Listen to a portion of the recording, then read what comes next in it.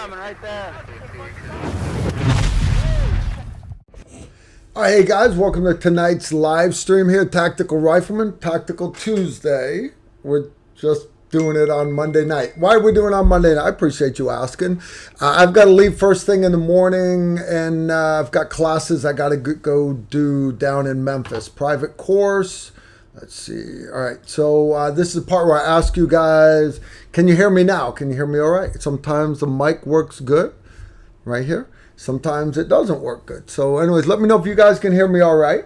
All right. Matthew Branson says 5x5. He knew I was going to ask that.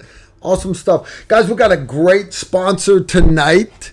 All right. Right here, Protection Plus Tactics. Cool stuff. Is the home of the Bad Rod. That's this guide rod right here. Check that puppy out, man. Totally badass. We actually had the CEO and inventor of the Bad Rod on last Tuesday. If you're interested in more, his name's Don Rakowski. Awesome guy. First I thought, all right, it's just it's a weakened guide rod that's got a point on it, so it makes it even weaker. Not at all. Guys, look how solid that thing is. You're not breaking that puppy, not at all. And it's patented, it's the $99 patented Bad Rod, stainless steel guide rod. They've got them in pretty well all the modern popular pistols right now. I was working on the line of Canic pistols also. Okay, all right. Why does it take so long? Why can't you just make it and put it out there? Because he actually tunes these things, which I think is totally badass. I gotta be honest with you, we were gonna let's see what the studio audience thinks. So, all right. But the feedback I've been getting from you guys the last few weeks is you guys want to see me punch the rubber mannequin in the face with this thing. You guys want to watch me punch tires, inflated tires with this, a little bit of everything. So yeah, why not, right? We are gonna, I don't know if we'll make a full YouTube video out of it. Maybe it might just be a couple YouTube shorts, but we shall see. You got it's the correct time of year, so jumping off the cliff and hitting the watermelon with it right before you go into the river. The weather's right about there right now. So it was good stuff. Good stuff. Be sure to use promo code BADROD10, all one word, BADROD10. Saves you 10% off of everything. Anyways, I want to thank them again. Don and Helen, if you're watching, I want to thank you guys for sponsoring tonight. All right. You guys know the deal. Why do you do live streams? You do live streams because we put out a new video every Friday night, right? Or every Friday afternoon, Friday noon for a lot of you guys. Those are my videos. Often, for example, the survival water storage video that went up Friday. It's a good video. It's boring because it's about storing an inanimate object, liquid, right? For survival reasons. But I understand, I don't just do this for entertainment. I'm trying to make the world a better place. So I actually filmed that video in January. All right. It was balls ass cold outside. We got a nice the sun happened to hit just right. Put on the TR shirt, took the insulation off of the water spigot on the side of the house because my water spigots will freeze, right? My water containers that are outside will freeze, which I think is kind of cool because that doesn't, freezing temps don't bother the water full. All right, the expanding and contracting of water when it freezes, that's why that thing why it costs so much is there's a lot of work that's gone in it. So anyways, you do those videos, they take time to edit, do everything, and I schedule them once every Friday. So what about new stuff? What about what's coming up? Me wanting to share, hey, I got a class that's not this Tuesday, the following Tuesday, right? This is an opportunity for me to put out relevant, timely information, following up on world events, stuff like that. But it's also opportunity for you to ask questions. So if you look down bottom, all right, you'll see that it's actually over here on your window. You'll see the little dollar button down there. That's so you can do a super chat. You can put down $2 super chat. You can do $5.56. I've seen guys do that. I've seen guys do $200 super chats. And you can ask a question and show off that you have disposable income. That's awesome. But understand, as much as I love you to make a small donation to the preservation of Carl Erickson Foundation, you don't have to. Honestly, you don't. But live streams are for us to be able to interact. So all you got to do is put a question in the chat window, and one of my moderators, Susan Britcher over in Australia, I have my text window open with her, and she will actually pull your questions out, and she plugs them in here, so I don't have to watch the chat. You understand? Sometimes the live streams are running by so fast that there's no way I could keep up with questions. I know some of you guys get mad. Phil Wilson got mad that I missed one of his questions last week, I think. But understand, guys, I do the best I can, all right? And y'all shouldn't be too hard on my moderators. You really shouldn't. That's conduct unbecoming a human being. And, yeah, please don't bash my moderators. So anyways, I've got a great show for you tonight. Steve Holland is going to be driving up here soon. My wife and daughter are on their way back from Nashville. So, honey, if you're watching, hello. Keep your eyes on the road, devil woman. You're supposed to be watching the road while you drive. But now Steve Holland's going to come up, and we're going to talk about the Henry rifle. They've got a new 9mm carbine. It's called the Homesteader. The cool part is they've got a little conversion kit. You can put Glock pistol mags in it. So what? Right? So what? Here's why I like this thing. At first, I shot it at SHOT Show Range Day, and I was like, nah. You know why I like it? You know why? Because it does not look like an AR. It doesn't. And understanding the way this world is going right now, a lot of places, if you've got an AR rifle, you're the devil. It's okay for you to put lipstick on and then go out and chase little kids around in school. That they don't worry about that at all. But if you own an AR rifle or an AK, you're a bad person. Anyways, enter the Henry Rifle Homesteader. So it's actually pretty good. It's got nice wood on it, like all good Henry rifles do.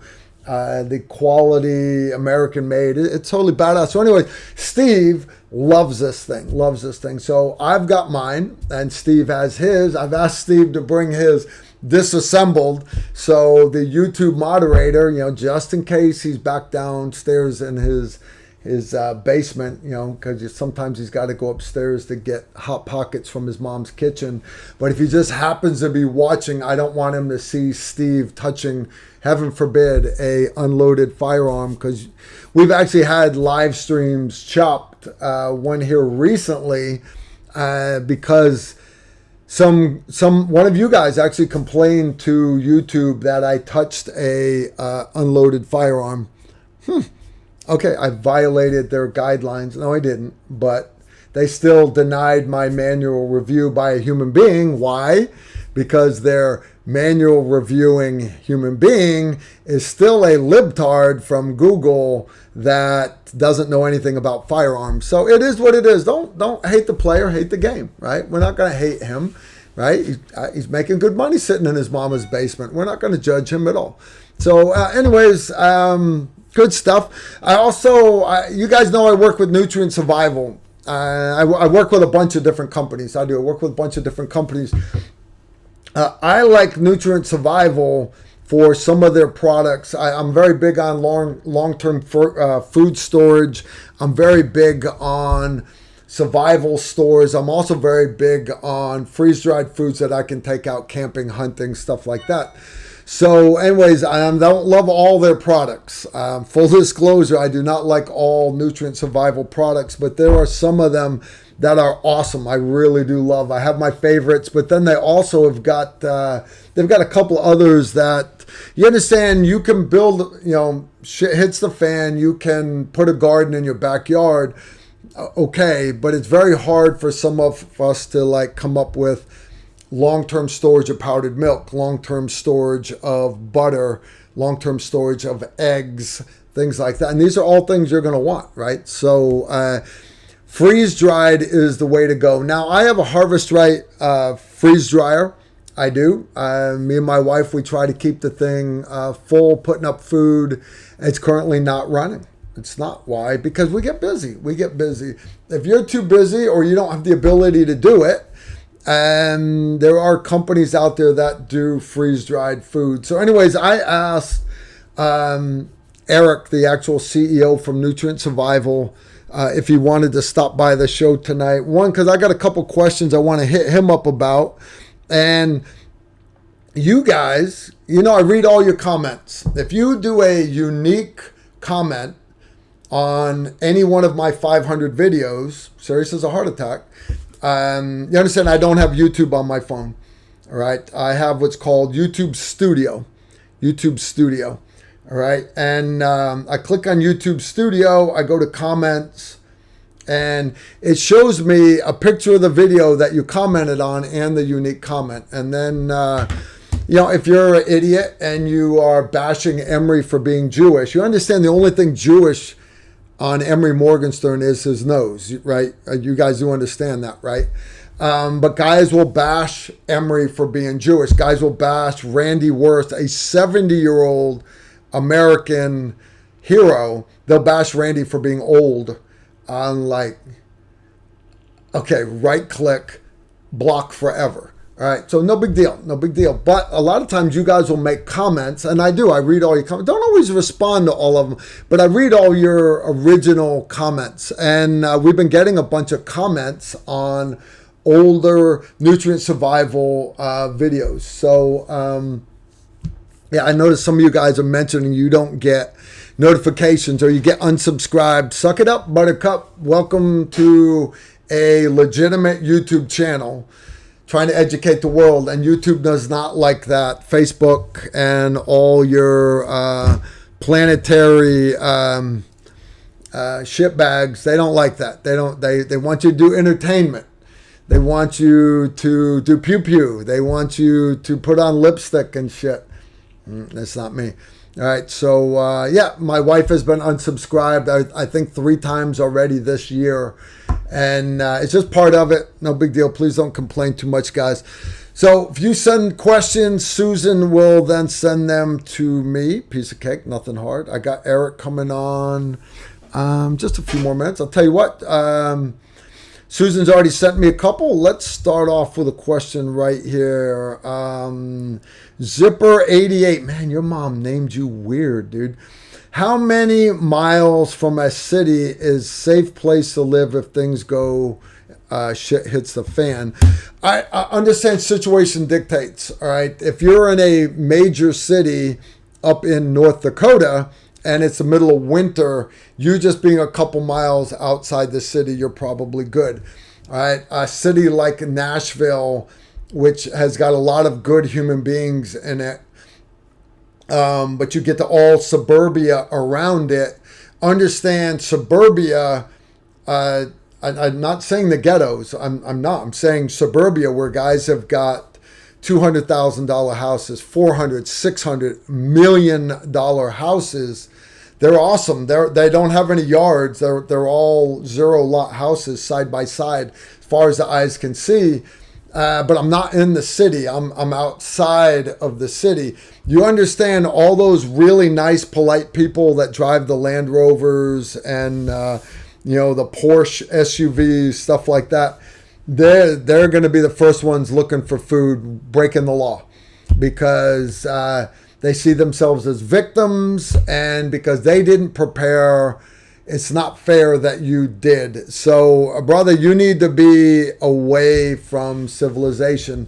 Now, you start getting out to more rural areas. Understand, as time goes on, you have what's called a ripple effect. An event happens somewhere, and that mold spreads out. That cancer, we call it humanity.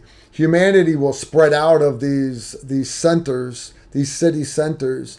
And eventually, no matter where you're at, you're going to get hit with one of these ripples.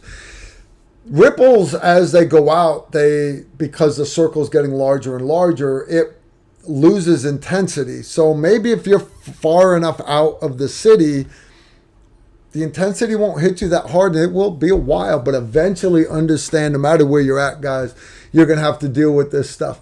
Okay, I was actually watching a thing, and it was on the news, and it's one of those business guys that I really respect. I apologize, I don't remember his name. I barely remember my own name, all right? I'm not good with names. I'm good with a lot of things. I have a lot of God-given talents. Names is not one of them. Oh, that is some good coffee, guys. That is some good coffee.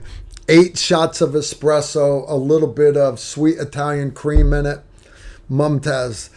All right, so anyways, I apologize, I don't know his name. This guy deals mostly with the markets and real estate and stuff like that. You're dealing with your 401ks and everything.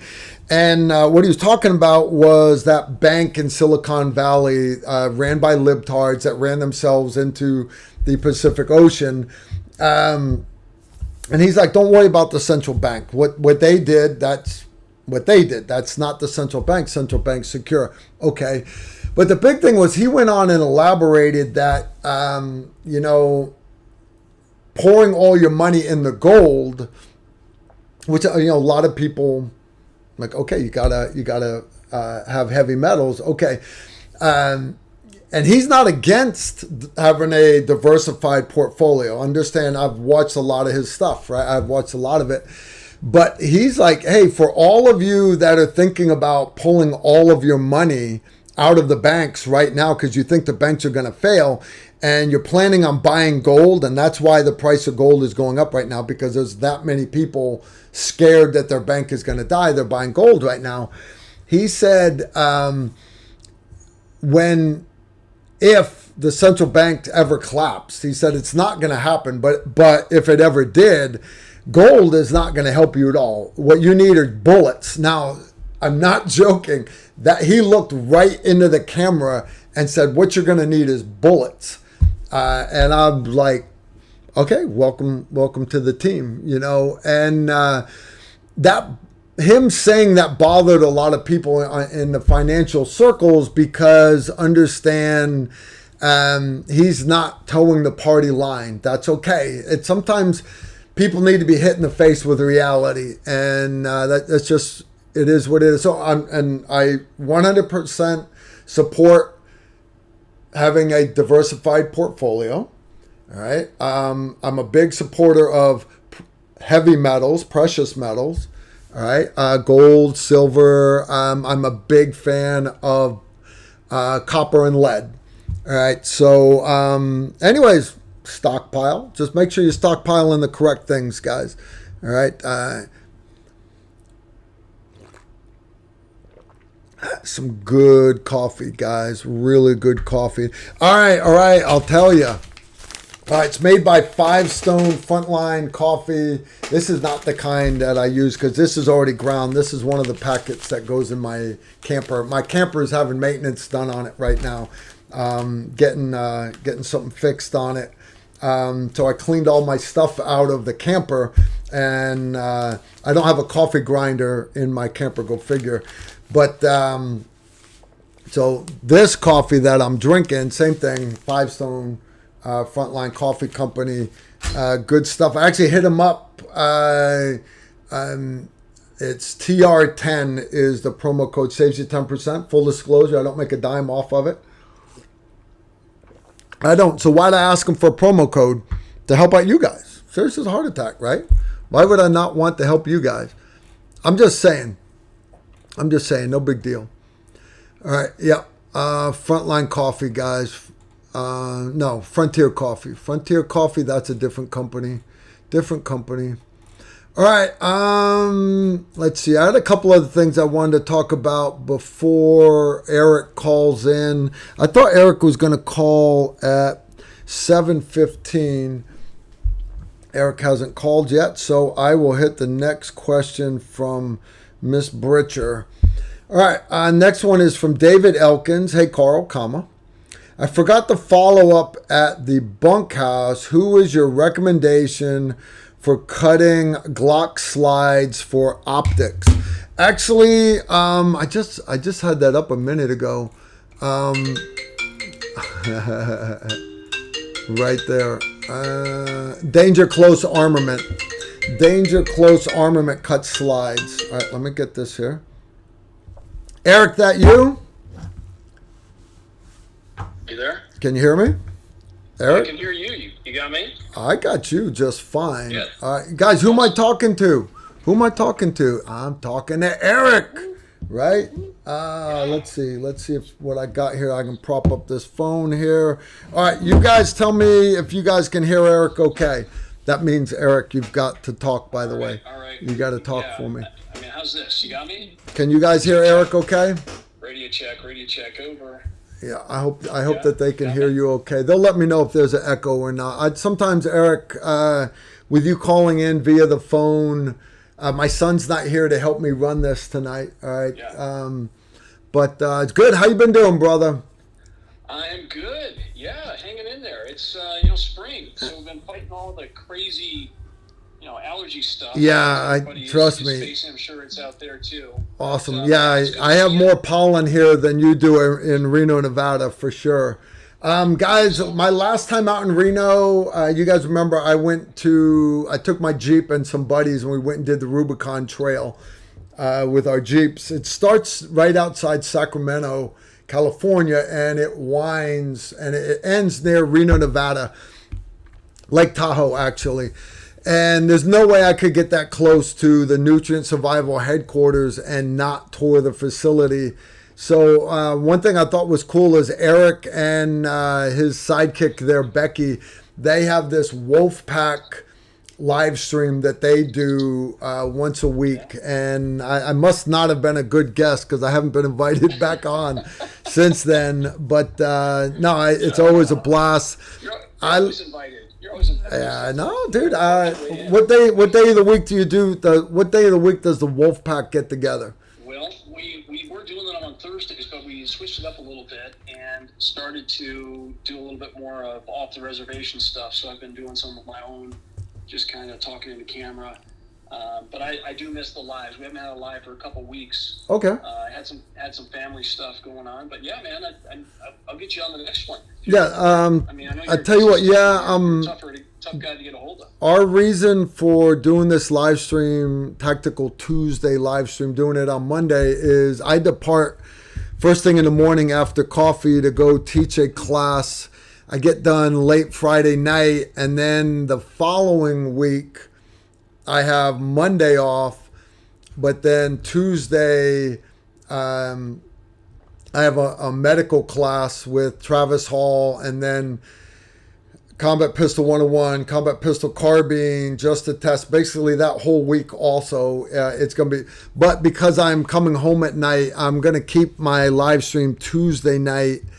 I won't be able to do Wednesday night because we have a night shoot.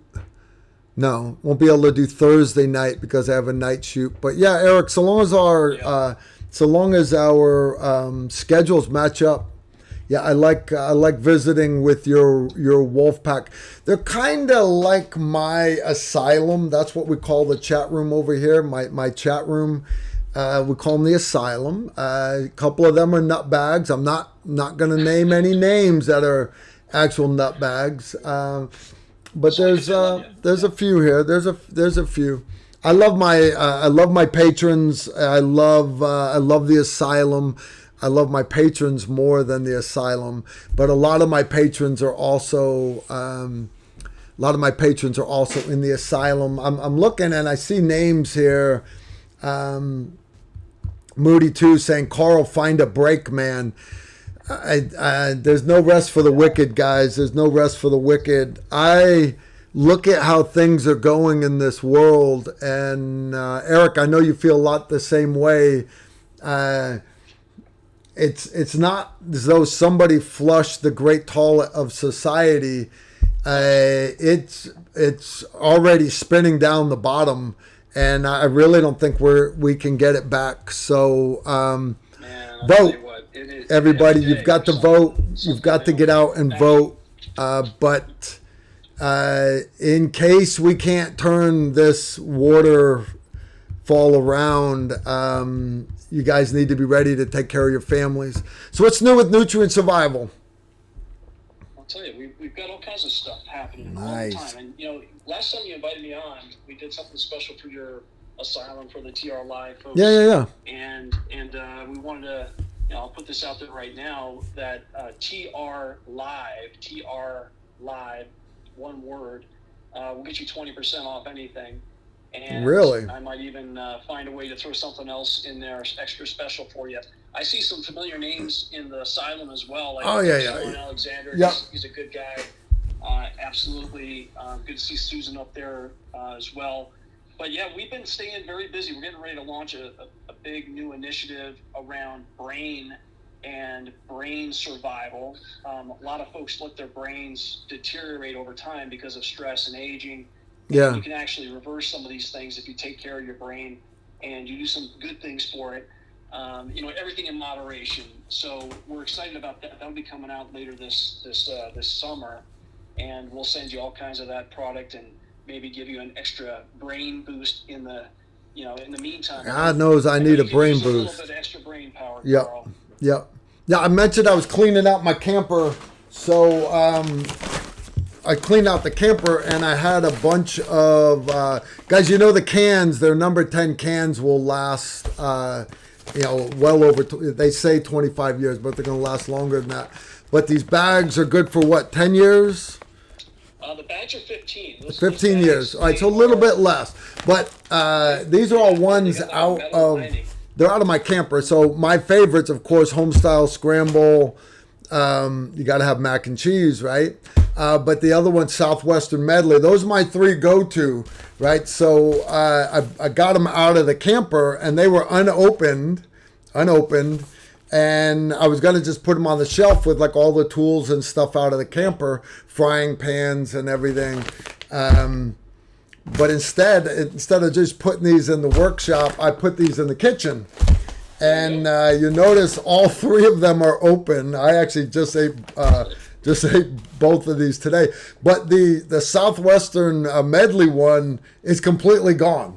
Because me and my son, we just, I've been out working with my beehives and running the chainsaw with Randy and trimming fruit trees. I got a lot of outdoor work to do, and it's like, hey, we need quick calories now so we can get back out to work. And you just can't beat this stuff. You really can't, man. So thank you. These are. I'm glad you're putting it to good use, eating it. Oh, for sure. It for a rainy day. Yep, guys, they still Ziploc closed, and it's the perfect size. They crush down. The more you eat, you just crush them to leave the oxygen absorbers in there. Don't eat the oxygen absorbers. I know you got to tell some of these guys. You do, you really do. But I just leave the oxygen absorbers in there, squeeze the air out, re-Ziploc them shut, and I'll probably I'll get another week out of those two, maybe. I might have to bust open another can of Southwestern Medley. Keep it away from Nicholas, all right? And keep it away from Randy, because he'll just... Randy tries it with me and stuff. He's like, Carl, that's pretty good. Yeah, okay. But my son, he is... because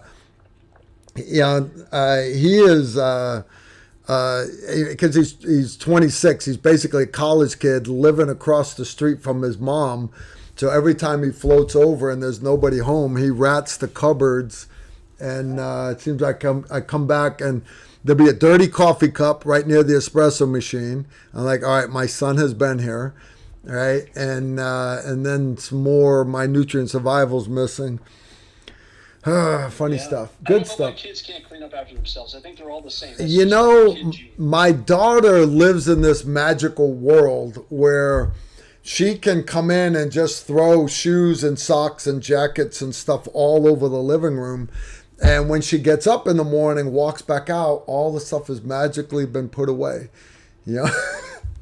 And as much as I want to say that that's wrong and, just go in and throw all the stuff on her bed while she's sleeping in it, I find I get up in the morning before my wife or my daughter do.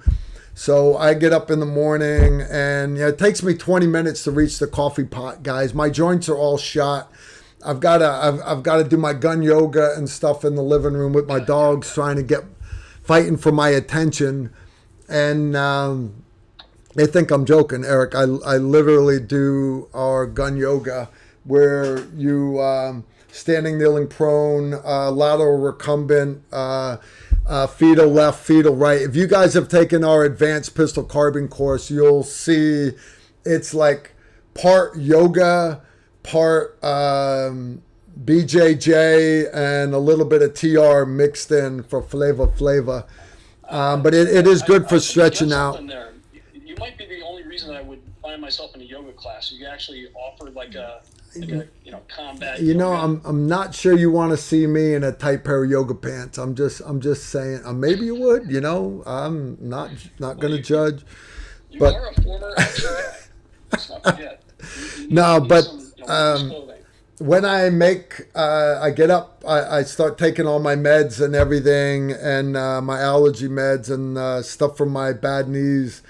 While I'm waiting, because my family up here on the hill, we get together for fellowship and coffee at 8:00 every morning, and before they come in, I always do what we call a 5-minute cleanup, which basically just means I pick up everything and try to put it back where it belongs. And my wife is very thankful that I do that. Yeah, so my daughter has lived in this magical world forever, and I love my daughter so much. I'll do it for her forever. I just gotta, if she ever gets a husband, I guess I've got to pass the torch to him. Look, here's the deal. You got to get up 20 minutes prior to Isabella, and then you've got to put all of her stuff away. And you do that, happy spouse, happy house. Happy wife, happy life. Yep, Yes, there you go. Too. That is true. Yeah. So I was wondering, like, you heard about the Sudan embassy rescue, right? It was Yep. a bunch of special operators that went there. Do you know anything about that? Who went in there? I don't have specifics on it. I don't have specifics on it. I heard some people chatting about it, but because it hasn't hit mainstream media yet. Some of those units, and here's why I don't want to go down the rabbit hole with it, guys, is if they're not announcing the exact units yet, it's because the units are still there, probably. Or the other end of it, which would be even worse, is if they haven't done casualty notification yet. So, okay. Well, it sounded like you understand that, yep.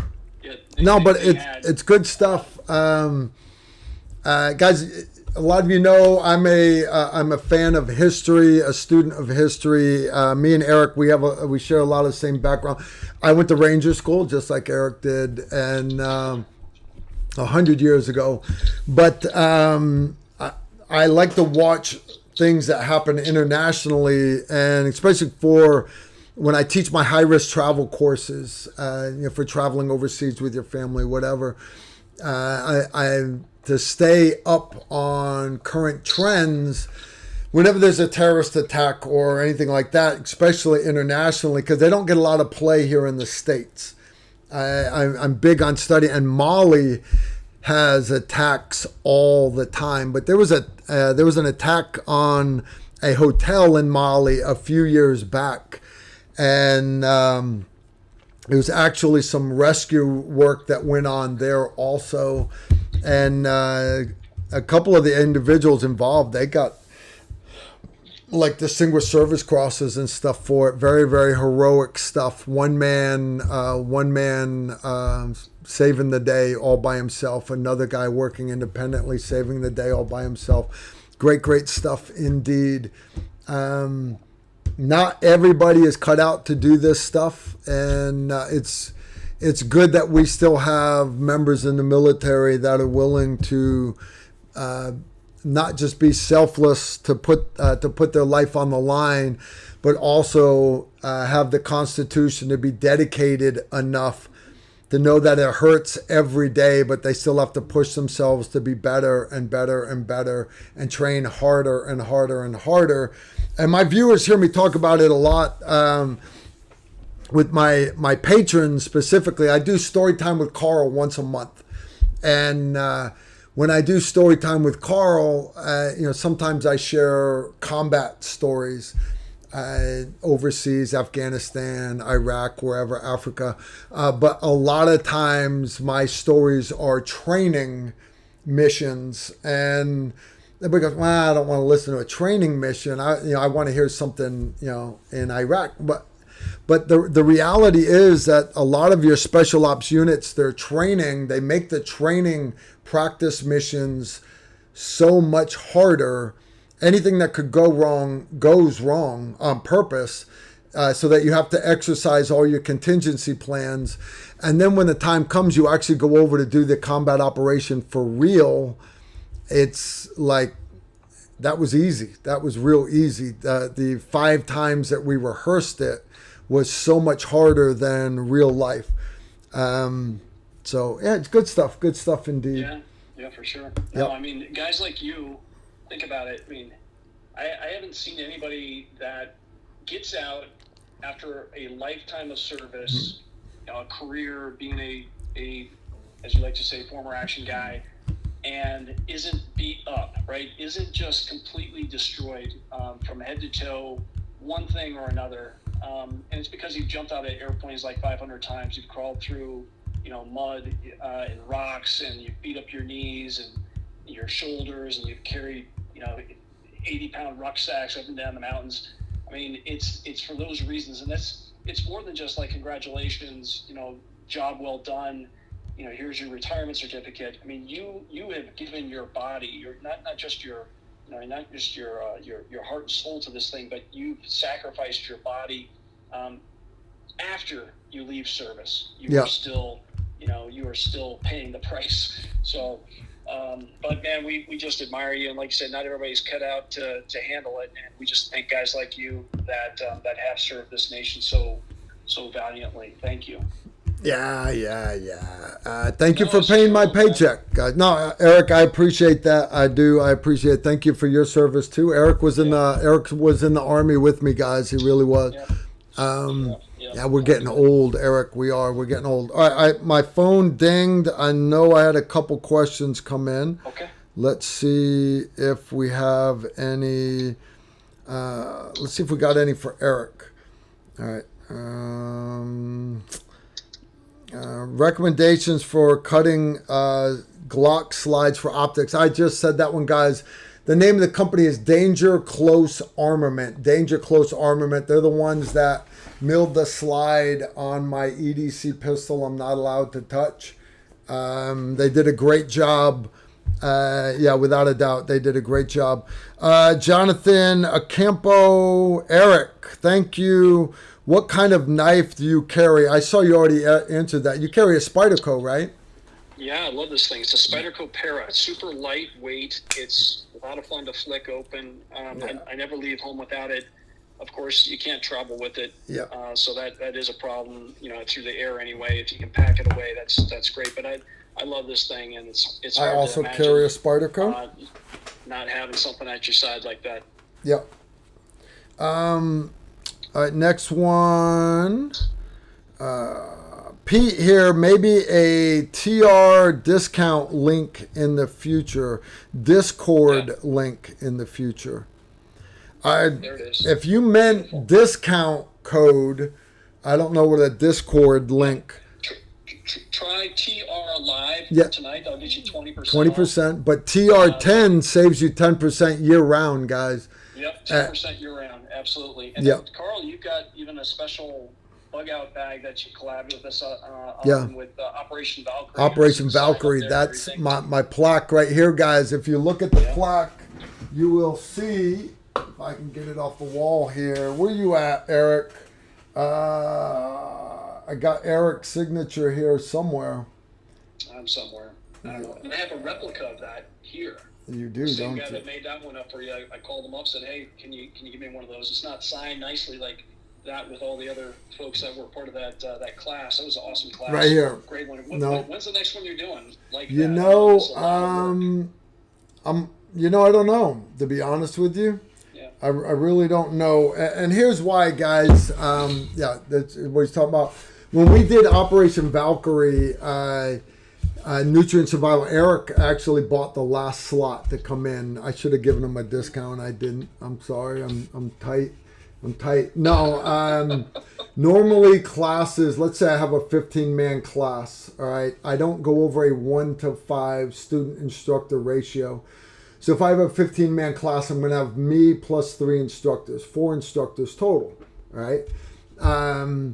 Operation Valkyrie only had 9 clients, 3-man sniper teams, and I had over 30 paid staff there. There's a lot of work that goes into running it. We ran it in the winter, kayaking in the winter, snow, sleeping in a cave, freezing rain, everything, and there's a lot just from a safety standpoint. Medical and all this. So anyways, the plan was change the scenario every 3 or 4 years so that if anyone wanted to come back and do it a second time, they wouldn't know what was going to happen. And let me see if I can get that back up there without it hanging all crooked and shit. I think I got that. There we go. Close enough, right? Close enough. Yeah. All right. So we didn't do one this past February, and the plan, we are working on the plan for the next one. We are. So it will not be ready by February, guys. It will not be ready by February. So possibly the following year, Eric, but not right now. And everybody said, well, Cole, you should do it 3 times a year. Nada, because you understand, guys, there's a lot of people that go to these precision rifle competitions, and they'll look right at you and go, man, I would have been a great sniper in the military. I outshot all the Rangers and the Marine snipers here at this competition with it 80 degrees outside and it's beautiful and they're sleeping in a hotel at night. That's not sniper operations. There's so much more to sniper operations than just shooting an 1,100 meter target and hitting it with your 5th bullet. All right. There's so much more that goes into it. So we started Operation Valkyrie as a way to give people a small taste of unconventional warfare, but also the sniper side of it. So it is precision rifle, but that is the tool you're using. But to accomplish the mission, there's so much more to it. So anyways, Eric came and Eric got a big taste of it. You had fun, didn't you, Eric? You didn't die. Man, it was the best. It was absolutely the best. You said you will suffer, but you will not die, and you were true to your word. I'm true to my word. Because it was such a mild February. I was hoping that it would be a more of a gut check from a weather standpoint. You did luck out. But it was great though. Man. I mean, and like you said, the student to instructor ratio, man, you felt like you were surrounded by angels. You were never ever at risk, and you guys, I mean, the hands-on instruction. I mean, you just can't compete with that. Nobody can compete with that because it was, you had Green Berets circling you all day and all night. It was amazing. We did have a good time. We did. We had a great time. Guys, if you want to see Eric and the rest of his buddies there, the other 8 guys on the 3 sniper teams, SO1, SO2, SO3. You go back, I want to say it was January, so that's just a couple months ago, January, February time frame. For the 1-year anniversary, my son, who does the editing of a lot of our videos, he actually did a long version recap of Operation Valkyrie because he was doing interviews with Eric the whole time and just trying to document it so it could be used against me in a court of law down the road, I'm sure, like everything else. But you get a small taste of it. The shooting in the caves, clearing. I had one cave set up like a Hogan's Alley. You had to go through and you're wearing Bino night vision. Steve Holland just rolled in. How you doing, Steve? That was a highlight. Good. That was a highlight. Running that little lane in the cave. That was pretty cool. Nice. Nice. Hey, Yeah. Steve, how you doing? Steve is doing good, but he just walked back outside. We got to give Steve a couple minutes, guys, All right. to get all of his stuff set up. And I'm looking at my cameras, and I left the tornado shelter Your open buddy by John Rich mistake. is in the news. Really? What did he do this time? Who'd he piss off this time? I think Bud Light pissed him off. Yep. Here's the deal. Bud Light pissed off a bunch of people, and you guys understand. If you want to put on lipstick, you want to wear a dress, or you want to take off your high heels and Join the Navy. yeah, Right? what? Yeah, exactly. Join the Navy. I don't care. You guys do whatever you want, but please don't. Please don't expect me to lie for you. When you say no, really, I'm a female. No, you're not. And it's okay to dress like a girl. It's okay. Okay. Oh, but I'm post-operative. I'm pretty sure you don't have any ovaries. I'm pretty sure you don't menstruate. You turned your penis inside out so you could store your spare magazine in it. I don't care.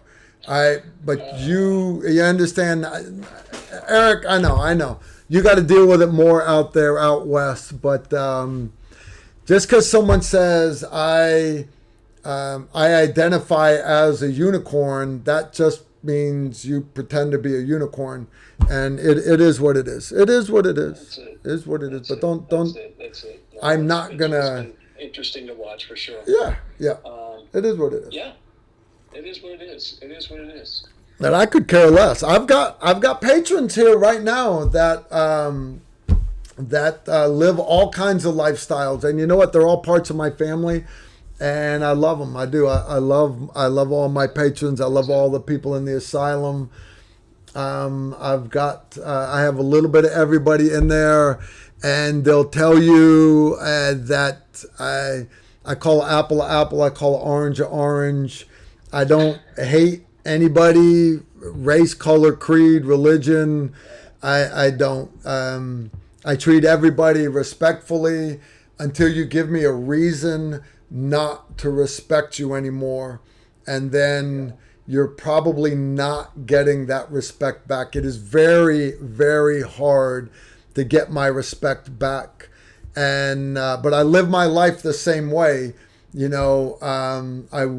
I treat people the way that I want to be treated. And I understand that if I burn the bridge with somebody, I shouldn't be expecting them to just, oh, that's just Carl. That's just how he is. No, I need to treat everybody decent. So I do, right? That's what I do. That's it. I Mutual do. respect. There you go. Yep, exactly. There's so many, there's just so much hate on this pretty blue marble of ours right now. And unfortunately, people feed off of each other because they only surround themselves with people that say the same things. And three of you in a room with nobody else, if you all are sharing the same hatred, you think everybody feels that way. And unfortunately, hatred feeds like gasoline on a fire so much faster than a lot of other emotions do. So, all right, no big deal. No big deal at all. I had another one come in. Eric, let's see what we got. All right. No, let's see who that one was. All right.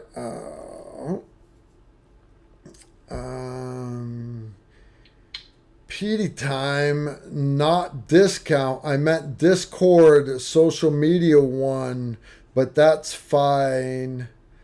Discord social media, but that's fine. What is Discord?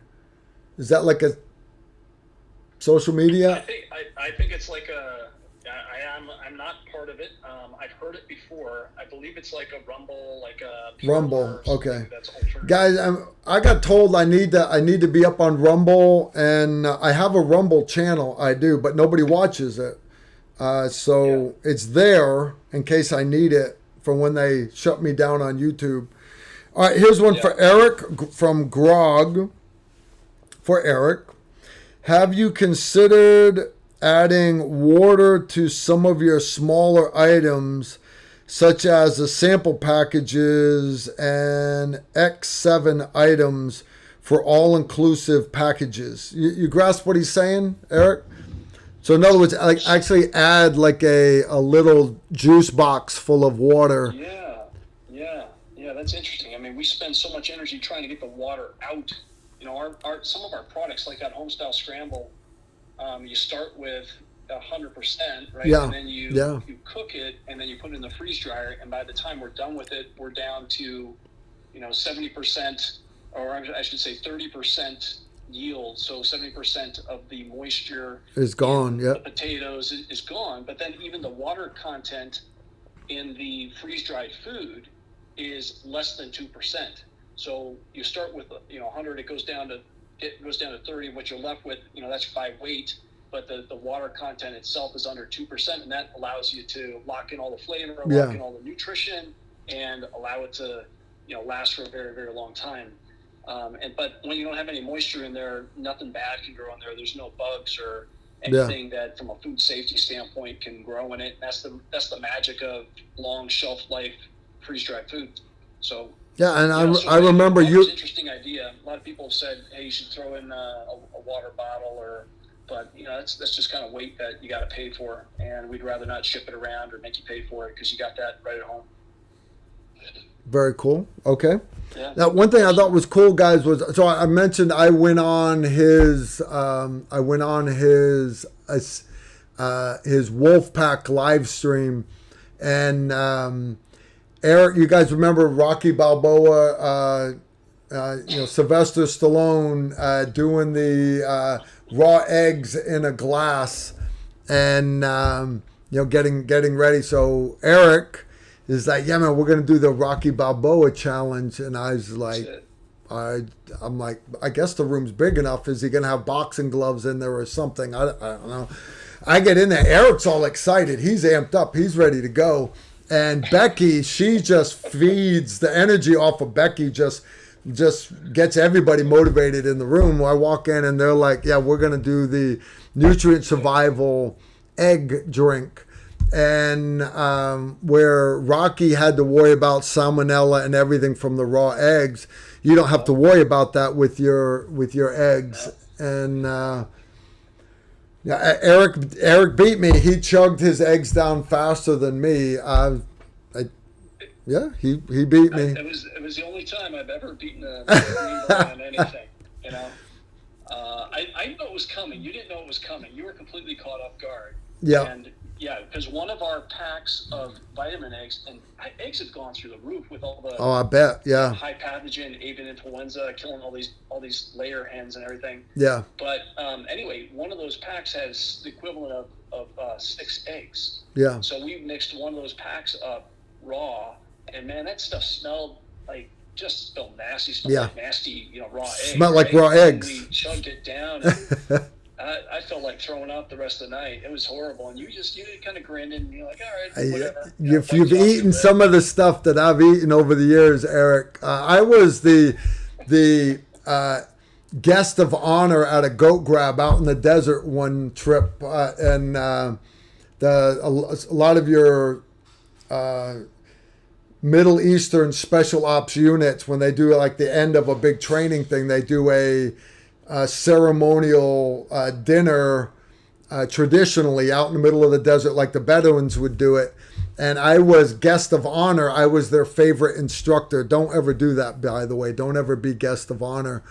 But the guest of honor gets the head of the goat or sheep, whatever it is, and you start with the eyeballs. So they're showing me how to get the eyeballs out of this goat.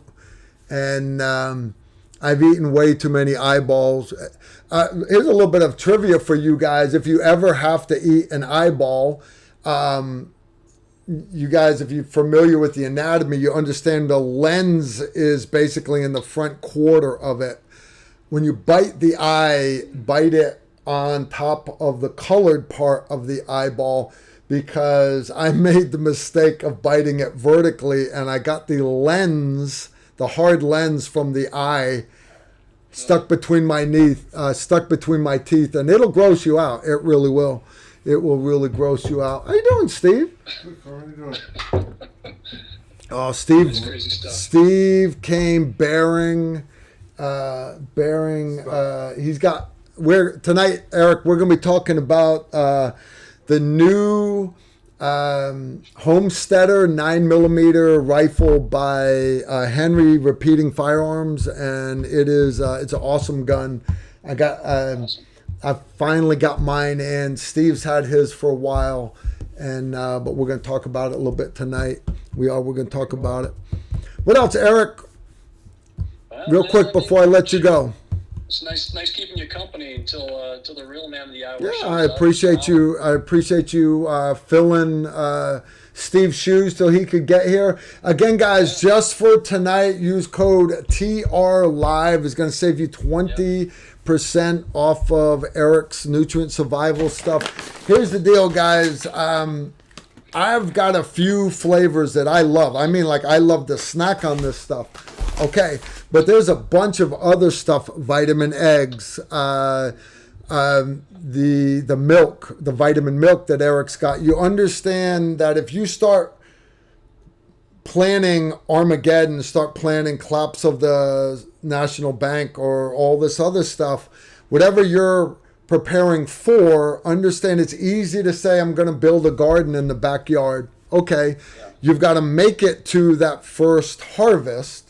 But even then, how are you going to get your eggs? How are you going to get your milk? Because now you're talking chickens. Now you're talking dairy cows, and a cow is a big 3 letters, but they're big son of a guns.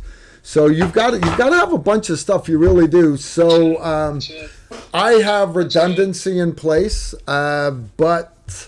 One of the things that I stockpile on a lot is Eric's eggs and milk. I really do. So good stuff indeed, guys. For us. Now, I'll let a little secret out. If you want to load up on milk and eggs, the best place to get those is actually not off our site, but go to Costco.com, and you can't beat their prices. They beat us up, and we gave them a real good deal, and it's a full case at a time. But that's the best place you can go if you're looking to load up. Really? I interviewed Carl the other day with a guy, and I'll let you get on with Steve and everything, but with a guy from Purdue. They're a chicken producer out east. They used to work for him. Yeah. And what he shared with me with the avian influenza thing was just, it was stunning. It was scary and it was stunning because 1% of those chickens were infected with HPAI, high pathogen avian influenza, just 1%. And they killed the other 99% to prevent the spread. Okay, so 58 million chickens were euthanized, were depopulated by the corporations, by the farmers, because 580,000 had caught a bug from a goose or a duck flying down, in the flyway. And that's the type of thing that, man, if you I don't want to scare anybody, but if you can imagine just how devastating a little disease, and it's not little, but a little disease like HPAI can have on our agriculture. Yeah. Man, we could be out of chickens in a heartbeat, 1%, and we killed 58 million chickens as a result. 58 million chickens. See, I didn't realize it was that many. That's crazy. All right, you and me, we're going to talk chicken some more down the road because sounds good. You still owe me my chicken and rice. I want chicken and rice. Yeah, we need to get on that. Well, thank you, Carl, for having me. Thank you, Eric. Thank you for visiting. Guys, Eric Christensen from Nutrient Survival. Eric is good people, personal friend of mine. I appreciate you guys putting up with me having him visit. All right, Eric, you take care, brother. God bless. Bye. Yep, bye-bye. All right, guys, you saw him. You saw the man. I have got Steve Holland, the legend. He's going to be here today. I'm going to move my kitchen utensils down. I'm going to make room for Steve. You guys want me to make room for Steve? let's make room for Mr. Steve Holland, right? We can do that, right? I'm going to slide back here. We'll let Steve come snuggle with you. Steve's not here yet, which means I still get to chat with you for a couple more minutes. All right. I'm looking. All right. Let's see what I got here. All right. We already did that one. Maybe I'm caught up. Yeah, we are caught up. That's awesome. That is awesome. All right, so while I'm waiting for Steve to roll in here, real quick, there were a couple things that I wanted to hit up with you guys today, and the big thing is I'm going to do a private class this week. It actually starts tomorrow. However, next week, not this week, next week, Tuesday is our Tactical Combat Casualty Care course, TCCC, our Tactical Rifleman Medical course, right? With Travis Hall. It's going to be a great course. It's being held at Montgomery County Shooting Complex, and it is awesome. Reality is, guys, you are more than likely to be involved in a event that involves you having to treat trauma than you needing a firearm, right? If you understand, if some old Korean War vet has a heart attack and lands his Cessna airplane in the food court at the mall, it doesn't matter how many guns you have on you. What matters is that you have the knowledge to be able to deal with the trauma that you have there. How many tourniquets do you guys carry every day? Doesn't matter that you've got $2,000 worth of medical gear up in your attic at home. If you're in the food court when the Cessna airplane crashes in, understand, even if you had a tourniquet on you, you've got 30 casualties there. All right. What matters more important is know what correct looks like. All right, I don't have enough tourniquets. Why would I take off my belt to use as a tourniquet when I'm standing right next to a rack of $100 silk scarves outside of Dillard's department store, right? So know how to do expedient dressings, expedient tourniquets, expedient chest seals, things like that. Important stuff indeed. Indeed. I got more guys chiming in. Susan Britchers just sent me a couple more questions.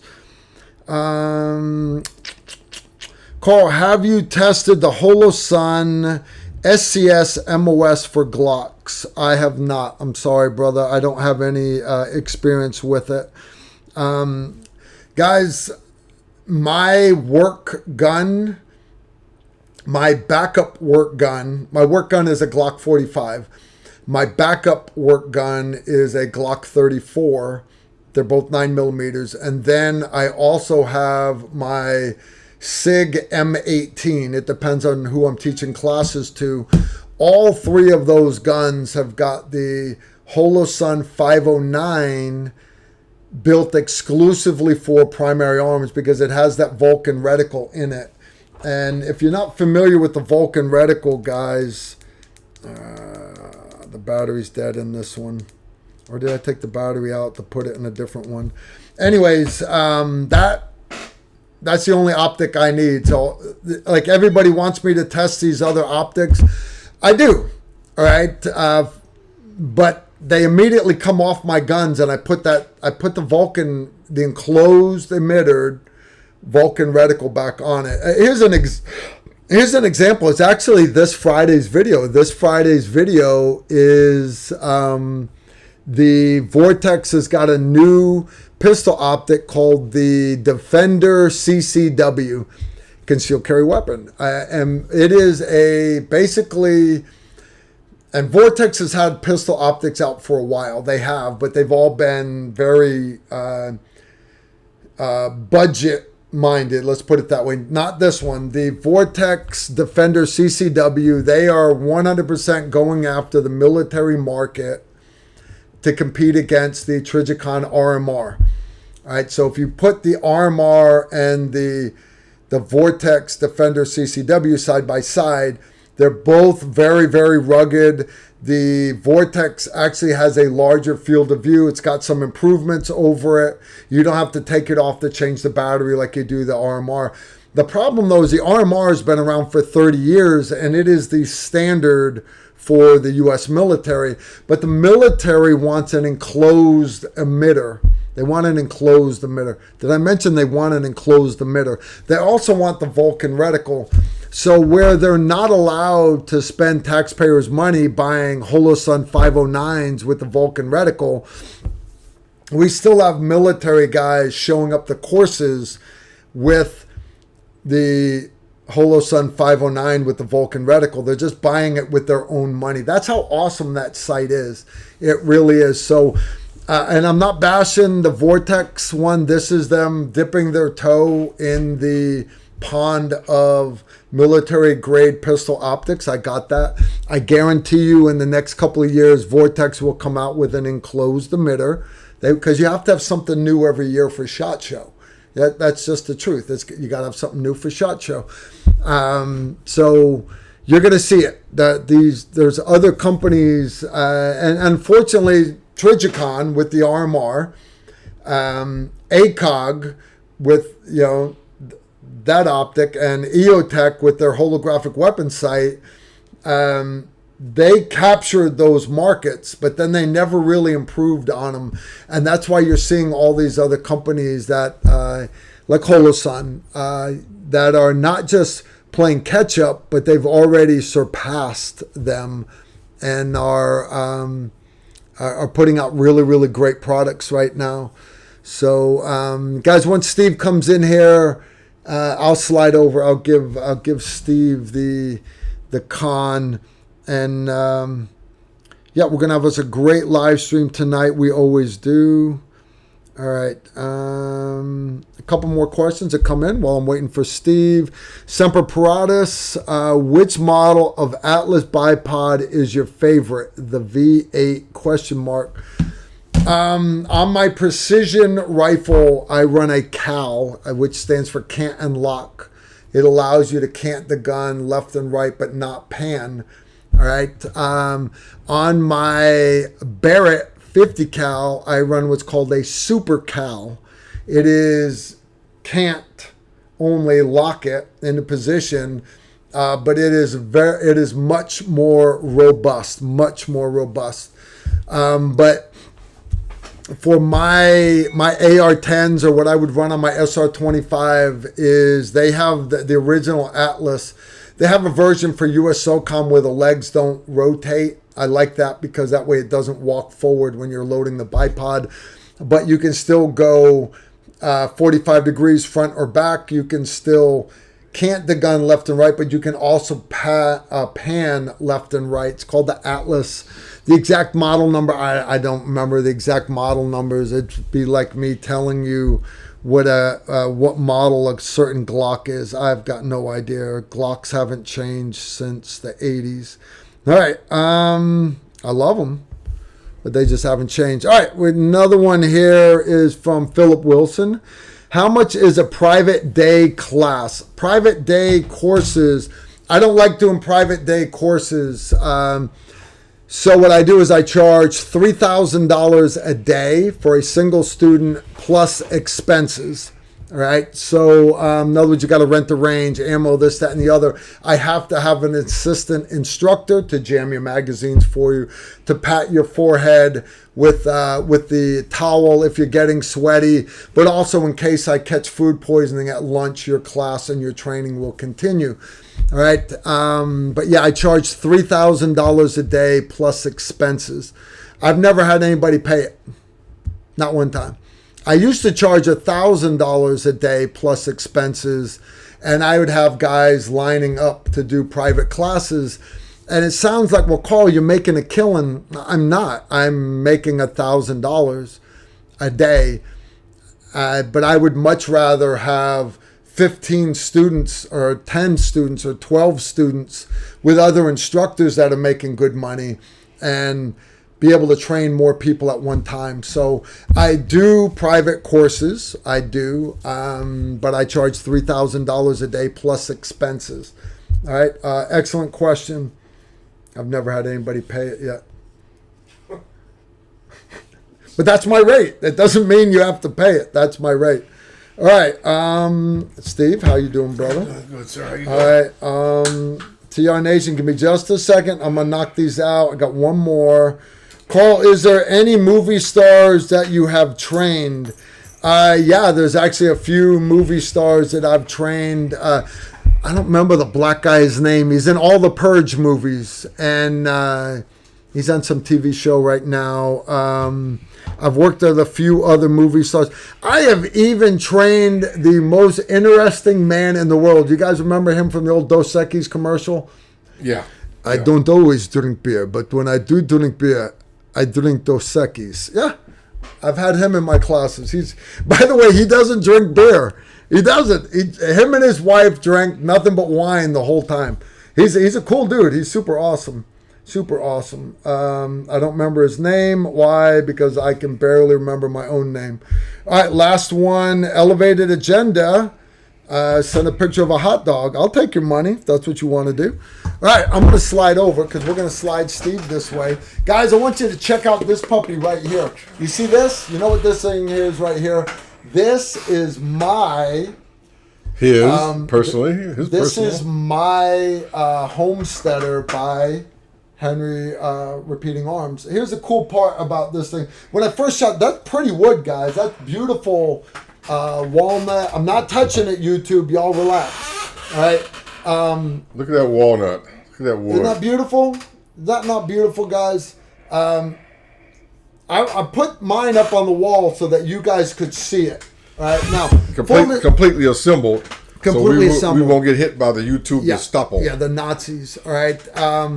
Now, I shot it at SHOT Show, and I was like, "Man, okay." It's a 9mm pistol caliber carbine. All right. I'm big on rifle rounds, but the more I thought about it, there is a place for pistol caliber carbines because all your magazines, if it's the same magazine for your EDC pistol, they're interchangeable. Okay, one, but two, guys, you see this puppy right here? That's scary. You ask most of the world, that AK right there is scary. Let me do the scary. Subguns, everything else. Subguns, scary. So, but the reality is there's a lot of places in the world, in certain parts, you can go to other countries like Washington, like California. You can't have that. You can't have ARs there. You can't. They don't want you to have them. So Henry Rifles came up with this beautiful, it's called the Homesteader. It's for you, all right, because it's beautiful American-made guns. And because these guys do lever guns. I got my lever gun up top there. All right. That's my boss, guys. Synthetic. It's gorgeous. It is 357. I've got a few other lever guns, but this is the one I keep close. I love that gun. I love it. That's the one that we used at the Patreon course. Now, they ran with that, but this puppy, the Homesteader, is semi-auto, but they didn't want it to be like an AR. They're not going for the tactical market. But the more I thought about it is, I'm here to tell you, brother, you can ring some shit with that thing. It is deadly accurate. It's a very, very accurate gun. Comes already threaded for suppressor. It's got decent sights on it already, but you can slap that scope rail on it, and you can run good optics on it. Steve's already got an optic on his. I haven't put an optic on mine yet because I'm still testing out the iron sights. Here's a cool part. See that little magazine, proprietary magazine, little 9mm one, all right? But the cool part is it comes with a conversion kit. So you can plug in. See, Steve has an option there. That's for their mag. This is the Henry mag, proprietary mag, with the Henry Magwell adapter. It comes with a spare Magwell adapter that fits Glock magazines. Why'd they go with Glock? Well, because no matter where you go on the planet, pretty well, guys, I'm serious, 4, 5, or 6 out of all these other guns are all Glocks. Now, Glock YouTube, 17, 19. He is not holding a gun right now. This is not a gun. Just the upper receiver. Just the upper receiver. I inserted the Henry Homesteader Glock 9mm 1719 magwell adapter. So if you're running a Glock 1719 and that's an empty in mag. training, that's an empty mag. I'll run a Glock 34. So I want to have commonality of my magazines with my carbine. Sexy. Ain't that sexy, guys? And that includes, you can also run the Glock 32 round, 30 round magazine. Wait till I show Steve my my 50 round drum. He's gonna love that thing. You can also see that Carl is running his iron sights. I'm running this one with the Henry rail, EGW Henry rail. And did it come with that rail, Steve? No, it came from Henry. Okay, I gotta order one of those. This is the low rail, and I'm running an AIM 2 2X optic versus a red dot sight, zero magnification, because with the carbine and a longer barrel, 9mm, where you're picking up additional velocity, you're going to have the ability to reach out to 100, 150. I can run a red dot at 100, but I want a little bit more magnification on my target so I can, one, positively identify this as a threat, and if the threat only gives me a toe, an ankle, or a knee, I'm going to take center mass or whatever he gives me. Pow! Love it. Love it.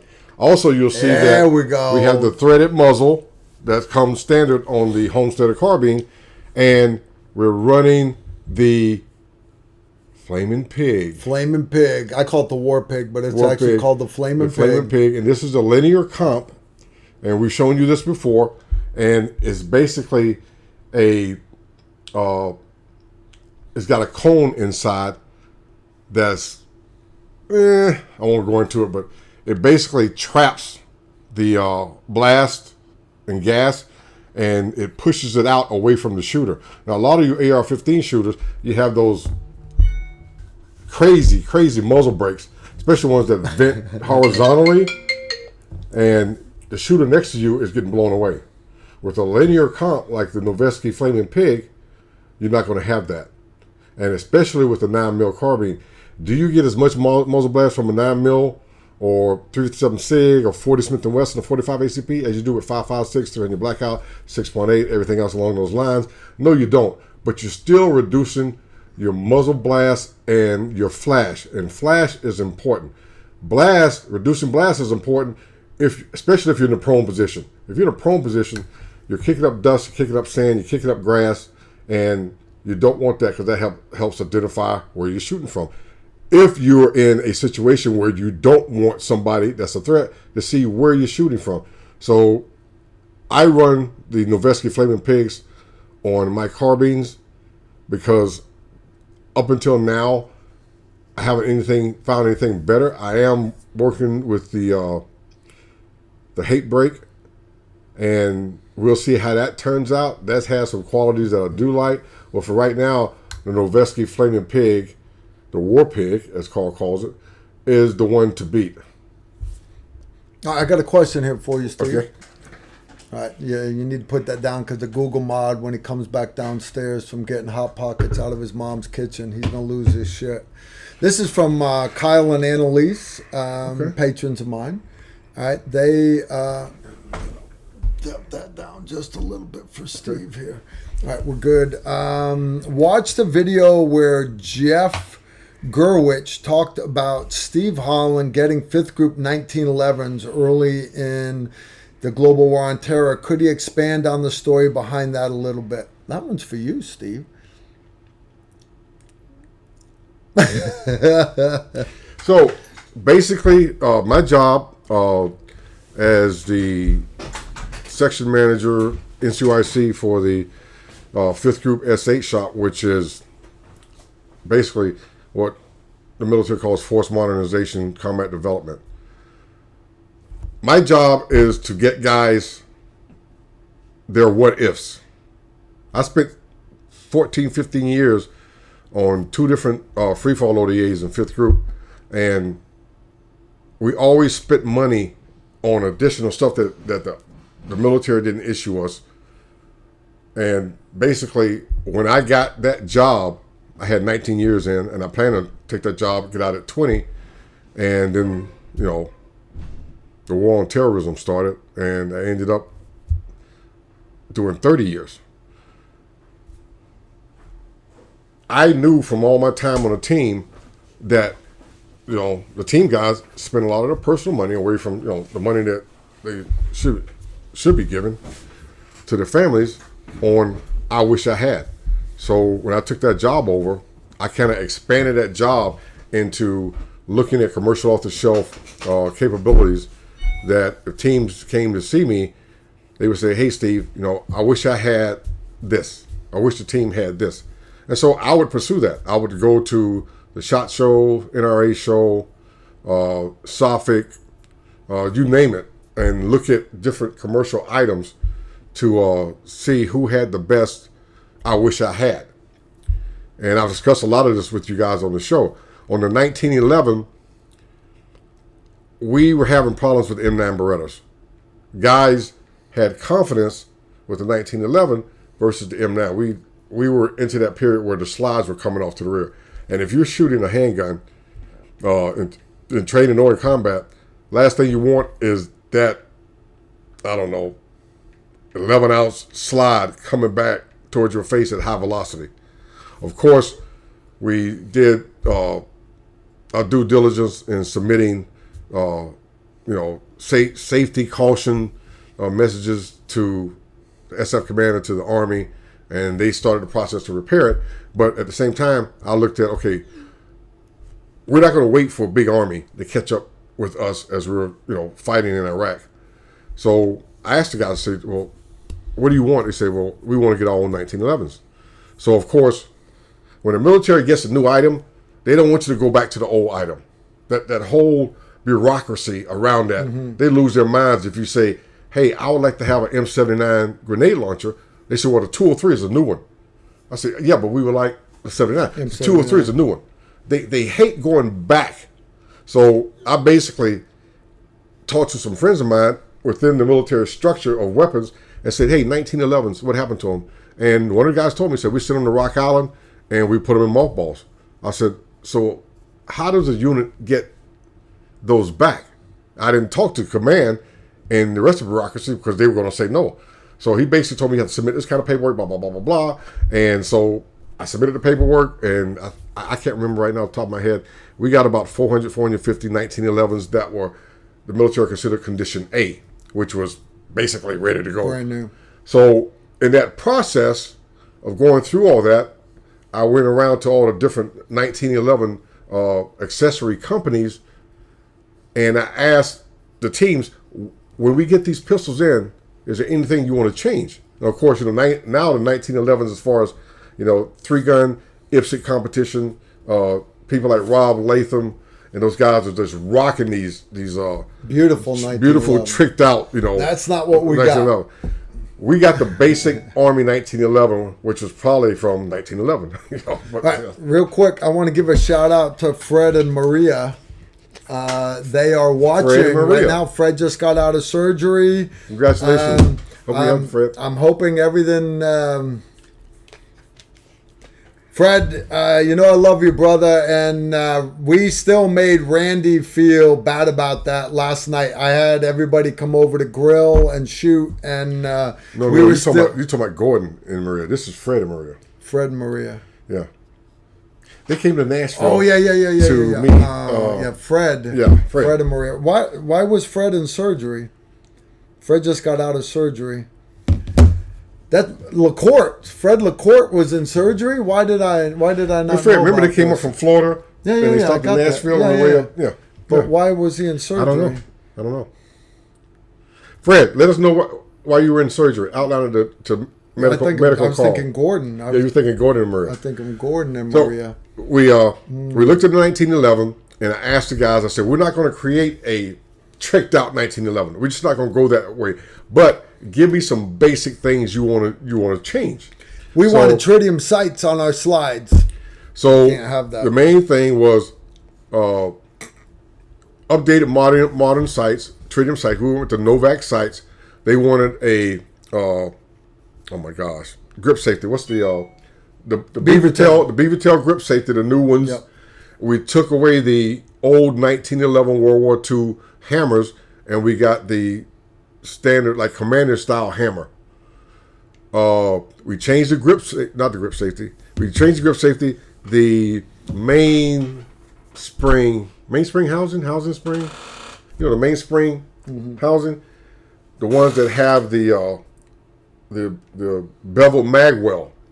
We switched to that, and we went to another trigger. I think we might have went to Clark triggers. And basically, when we presented that, I wanted to present something to the command that showed that we wasn't trying to go crazy on the pistols. So basically, you had enhanced sights, scalloped out beaver tail grip safety, new hammer, mainspring housing, bevel mag well, and a trigger, and that was it. One of the things that they wanted to do was we wanted to put the 1913 rails underneath the frame so they could to mount the lights, and so we had to go with an adapter that snapped on. Surefire. And we went with the Surefire, and Travis Mitchell helped us with that from Surefire. So that's basically how that turned out, and the command basically said 45 ACP is no longer in inventory, and of course we said yes it is. They said, how do you know? I said, because I know people. I've been doing this job for 12 years. I know people. So we got that straightened out, and A15, the SIF companies, helped us out with that because they were the counter-terrorist aspect of 5th Group, and they had what we call black side money and black side ammo access. So that's basically the whole layout on getting them 1911s. It was relatively simple, and it's hard for me sometimes when I talk to guys, even in the unit now, when they say, "Hey, we're trying to do this and we're trying to do that," and we were trying to do this for like 7, 8, 9 months. I'm saying, dude, I did shit like that in 30 days. You know, guys wanted M79s. And of course, there was the same kind of battle, but I used the same justification. We have M79s in mothballs, condition A, and the guys just say, "Hey, I don't want to run a 203. If I'm in the turret of a truck and we're being attacked, I'm not running a 203 carbine. I'm running a 50 cal or a minigun. But if I need to drop some 40 millimeter grenades, I need a standalone capability." You know, later the military came out with the H&K 40 millimeter thing, and then we had the the thumper with the 6 thumper. rounds. Yeah, so but basically we continue. All right. I'm getting off subject. No, you're good. He I think he answered your question good enough. All right, Steve will go, man. You know Steve will go. We'll let Steve go. All right. Fred, I'm sorry. I had Maria and Gordon on my mind. Different Maria though. Every time I think of Fred, I think of Fred on the hobby horse at the Patreon course. Remember when we was doing Randy's what do you call that? I wasn't there when you were doing the ropes because I was out at the helicopter. Right. Yeah. I always think of Fred. He's on the hobby horse when we're doing Randy's course on how to rig your ropes. Poor Maria had a broken arm. I didn't break her arm. I didn't do it. It was Chad Mormon did that. All right. I got another one for Steve, but we'll wait on that one. JT Yersley, 20 bones for both of you. Want to drop my AR barrel length from 14.5 to 13.7. Would I be able to have the barrel cut and rethreaded, crowned, plus pinned and welded, or should I buy a new barrel? Just buy a new barrel. Honest, the problem with you pulling the barrel, having somebody cut it that's going to do a good job, because you understand the whole reason for you pinning and welding it is because you're not ever taking that muzzle brake back off of it. You're going to leave it there forever. So let's say you want to attach a suppressor down the road. It's got to be true. Those threads have got to be perfectly straight. Otherwise, that last baffle in your suppressor, if it's even off just a little bit left, right, up, or down, you end up getting a baffle strike. It has got to be perfect. So you taking a barrel out of a gun and giving it to somebody, hey, cut this to such and such length, do this, put this on, and pin it and weld it, they're going to go, man, he's just a guy, because they don't understand. They understand the whole concept of the 13.7 pinned and welded so that you're then legal length. A lot of people don't think like that. So they're not visionary like we are. So, yeah, JT, be careful with doing that. It honestly be cheaper for you to just get another barrel. Sincerely, save that one. Save that one. 14.5, you can drop into anything. All right. Catch Me Outside. What's the most powerful cartridge I could rechamber or rebarrel a 30-06 to? I'm thinking maybe a 7mm precision rifle cartridge. Might need a new bolt too.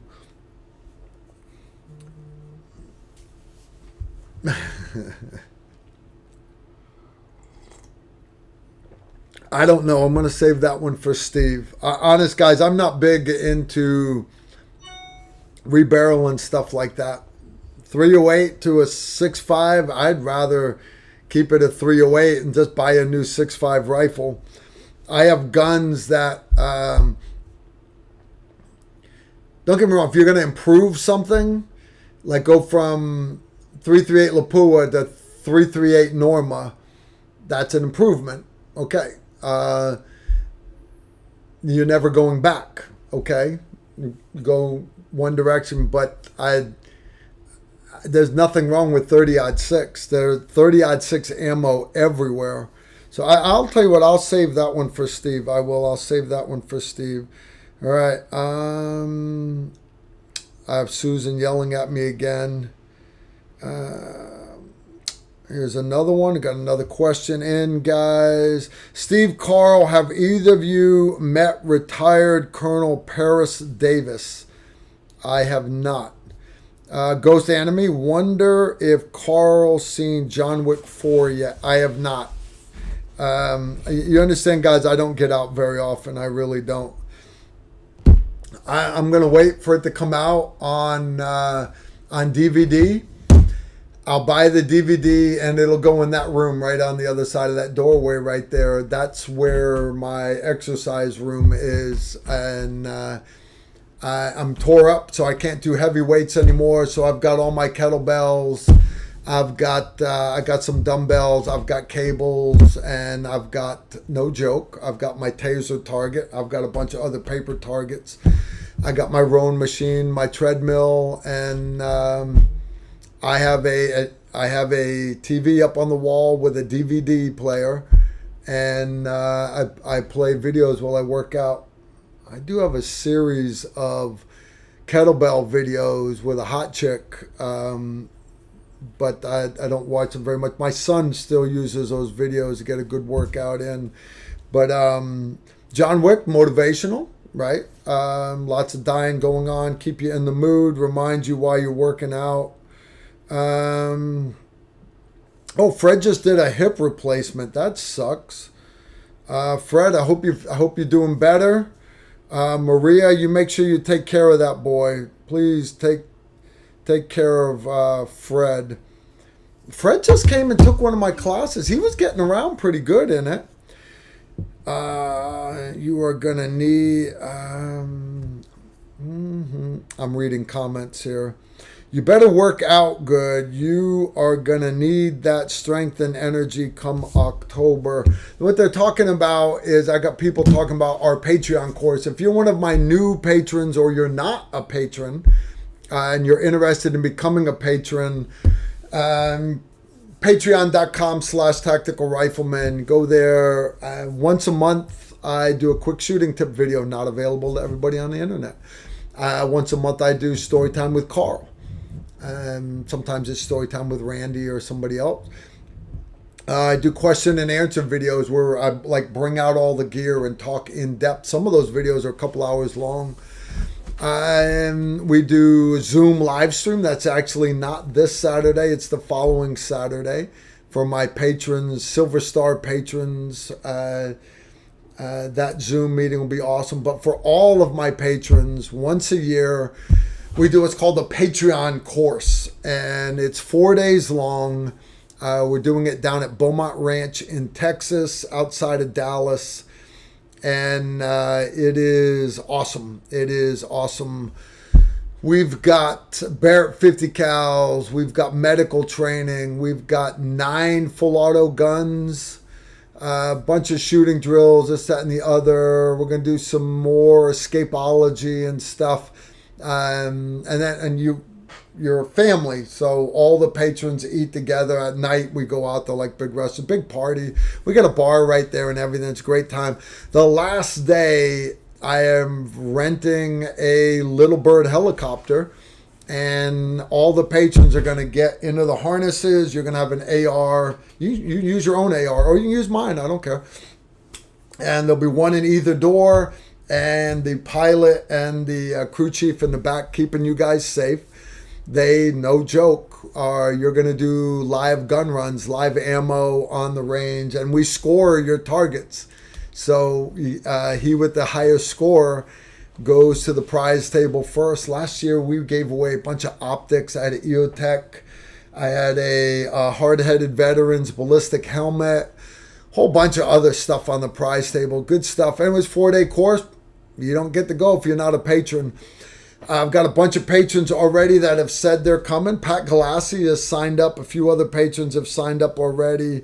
I believe Susan Britcher's coming.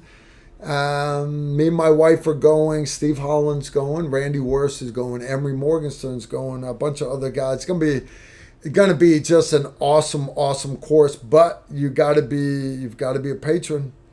Got to be a patron. All right, here's another one from Ghost Enemy, threw it on $2. Recommendation for tourniquet placement on a belt. All right, different ways to carry a tourniquet. I'm trying to see if I got a big bag of tourniquets over there. Basically, guys, you'll see guys will take a tourniquet and fold it up. They'll have it on their gun belt. Okay, cool. A lot of people will carry them like that in like I use the spare magazine pocket on my cool pants, because that's not where I keep my spare magazine. I use a neo clip that clips inside the top of my waistband for my spare magazine. What that does is it means if I'm in my bathing suit or my running shorts, whatever, I can still clip my neo mag spare mag holder right there. It's magnetic. But I got one tourniquet right here where you guys can reach it. This is the tragic part. This is a great tourniquet, by the way. This is called Tournicas LTQ1. All right. European made. Can you guys read that? It is a badass tourniquet. It's like the cat tourniquet, but it is smaller. All right, see how small that puppy is? That puppy's small, right? Here's the tragic part, though. That puppy is sealed in plastic, and guys will carry tourniquets like this in their pockets. You're not going to be able to tear that open. If you get shot in the arm or somebody cuts you or whatever, you're in a car wreck, you're not going to be able to get this out of the plastic. You're not. So if this is how you transport your tourniquet, one, you're wrong. I want you to tear it open. The only reason why this is still in the plastic is this is my last one that I'm holding on to because it still has the tag on the back. It doesn't really say it very well on it. All the rest of these that I'm testing out are in my bag of tourniquets over there. Cat 7 is an approved tourniquet. The Soft T Wide is an approved tourniquet. You'll see guys, they'll run them through their belt loops. They'll run them all the way around. That's one way to carry a tourniquet, but understand if your shirt is tucked in, you kind of look like a weirdo. You'll see me carry what we call not a soft T wide, a Rapids tourniquet. Rapids tourniquet is basically, or a lot of people know it as the old Rats tourniquet. It is nothing but a big constricting band with a little metal windlass that you can tighten it up and lock it in place with. And it is not the best tourniquet for putting on a thigh of an adult military age male. It's not. It's very, very hard to get it that tight. So why do I carry it? I carry it a lot of times because, like when I went to dinner earlier, I was with my niece. She is almost 3 years old. Okay. That tourniquet, I can't get tight enough because of the locking bar on it right there. You can't get that tight enough on the limb of a 3-year-old. You can't. A canine, you can't get a soft T wide or a Cat 7 tight enough on a dog. You just can't. So I carry my Rapids or my rat tourniquet when I'm out by myself because I'm with small children or I'm with my dogs. Like today I was out, spent the whole day with my dogs. You know, I was out with all my friends basically. Took care of my beehives today. My dogs were with me there the whole time. Elvis got stung on the face a couple times because he's a dumbass, right? That's why I wear a bee suit. Elvis should be wearing a bee suit, right? That just makes sense. Now, how I run my Rapids is I take the little loop at the top and I run my belt through it, but the rest of the Rapids tourniquet, I just drop down inside my pants. Now, I double it up so it only hangs down so long. That way, so if I'm wearing board shorts or something like that, it's not dragging on the ground. All right. I don't care how you carry a tourniquet. Just however you're going to carry it, have it set up in the best condition possible so that you can use that tourniquet. All right. If that makes any sense. All right. Next one. This is from Pietme. He threw down 10 Hong Kong dollars. It's Pete. If Zombie Survival 101 Halloween video, if Zombie Survival 101 Halloween video, it's Pete. I don't know if I'm supposed to be reading that with a Hong Kong accent or not. I don't know what you're trying to say, brother. You guys do understand zombies aren't real, right? So it would be a Halloween video. But you guys will hear me say, you know, you got to prepare for when the zombies come. I use that term jokingly because I don't care what reason you're preparing for. Some people are preparing for the central bank collapse, the central bank switching to a one world digital currency. Some people are preparing for an EMP. Some people are preparing for the next COVID-20 global pandemic. Some people are preparing for Trump getting reelected. Some people are preparing for whatever. I don't care what your reason is for preparing. I am preparing for the next natural disaster to come along. We get hit with tornadoes here, hurricanes down on the coasts. I had a comment on one of our videos today. Last Friday's video was about long-term survival water storage, right? Because we've had other videos on treatment of water, but for long-term storage of it, you know, big... and we covered everything from cases of water to the 3-gallon water bricks, which are like Legos. You could do a whole wall in an apartment. To 50-gallon water jugs that you can buy dirt cheap off of Amazon, all that stuff. He chimed in that he used to live in Guam, and they had a typhoon come through, basically a hurricane, but the other hemisphere. And he was without, what was it? He was without water for 2 weeks, and then without water, without electricity for, I think it was like a month or a month and a half. And he, you know, and we're thinking, wow, man, you know, he who had the generator wins, right? He said, no, he's like, he who had water wins. They only had to go a little while without water, but you just being able to fill your toilets with water is a big deal, you know, because that's how you keep your house clean, is you've got to be able to flush those toilets and everything. I'm watching the security cameras, guys, and I got people pulling up in the yard. Steve, where'd you park? Behind the back door. That's what I thought. Huh. My daughter and my wife are coming home. Awesome. That's good news. That's what we want. That's what we want. My wife and daughter are they're home. Awesome. All right, here's another one. What's your favorite powder for hand loading 308? I like Varget. Steve, favorite powder for loading 7.62 by 51. I'm looking up at my shelf up there. I've got Varget up there. It depends. If I'm loading subsonic 308, I use Trail Boss, believe it or not. Trail Boss is a powder that's made for cowboy action shooting, and it's a very, very weak powder. But the advantage of that is if you're loading subsonics, that big casing, instead of only having the casing like 1/3 full, you can fill the casing all the way with Trail Boss, so you get a more consistent burn. All right, I use Varget. I'm looking H33.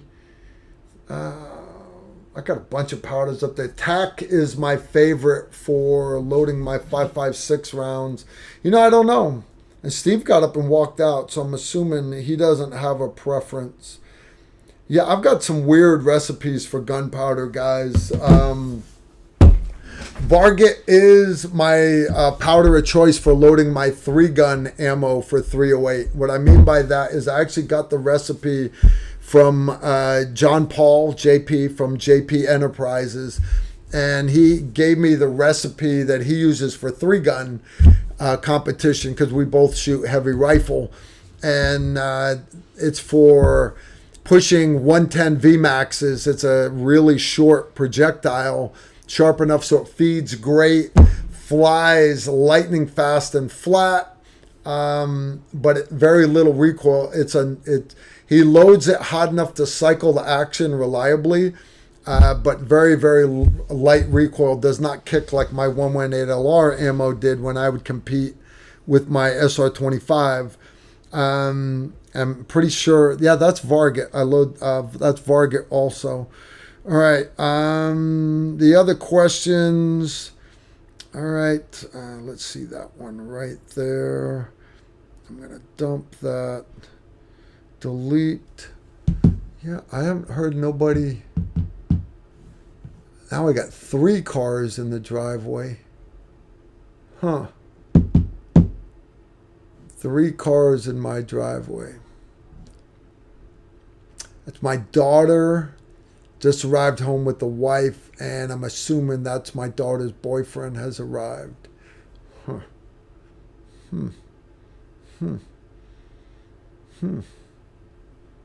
All right, so guys, you saw Steve was talking about the Henry rifle. We do love this thing, and be on the lookout for a great TR video coming up on. I've got a bunch of other videos that we've got coming up. I mentioned the Vortex optic one.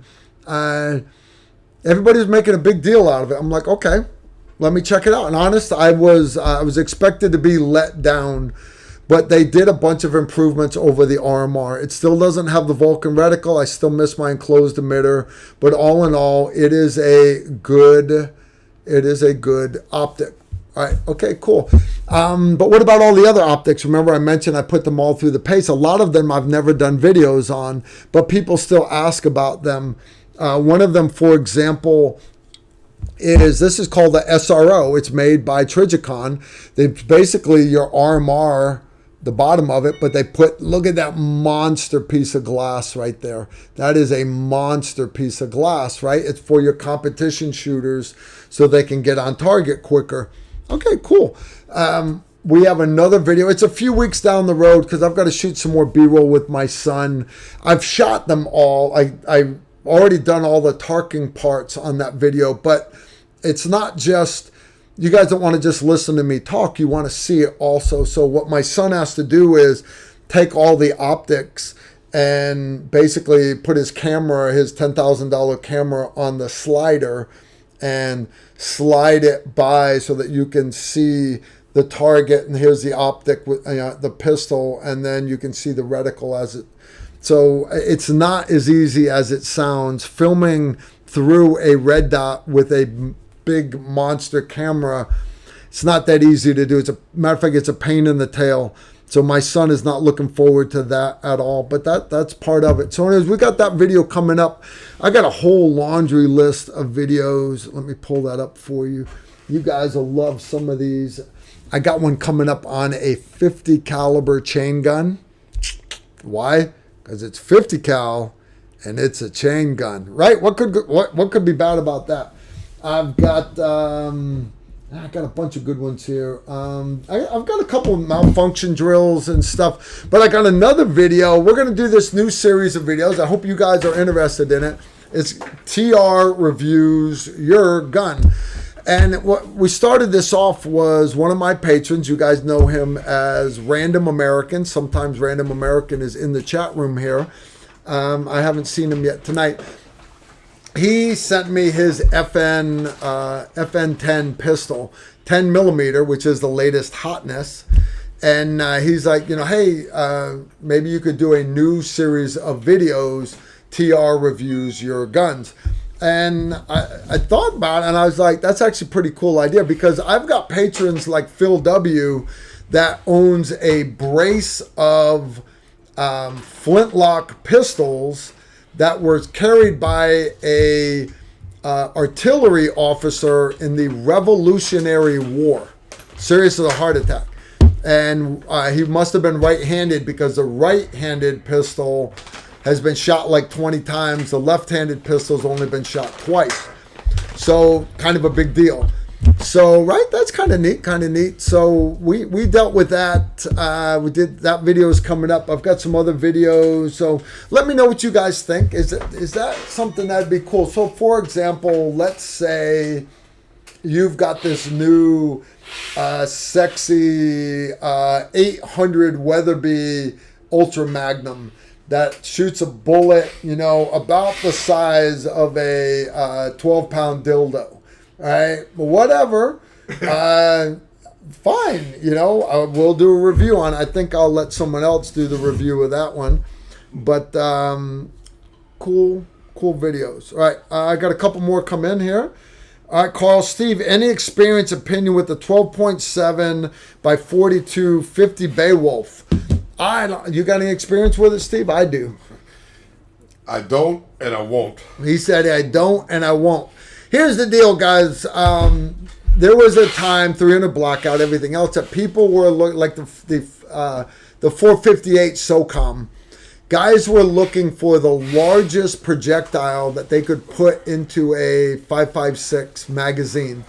And your 458 SOCOM, a couple of the other ones, including the 500 Beowulf, the thought process was your poor contractors that are stuck pulling guard duty at a checkpoint. If a guy starts to drive a car bomb through your gate, a few rounds of 500 Beowulf can kill the engine block. Okay, he's still going to coast through your checkpoint and blow up on the inside.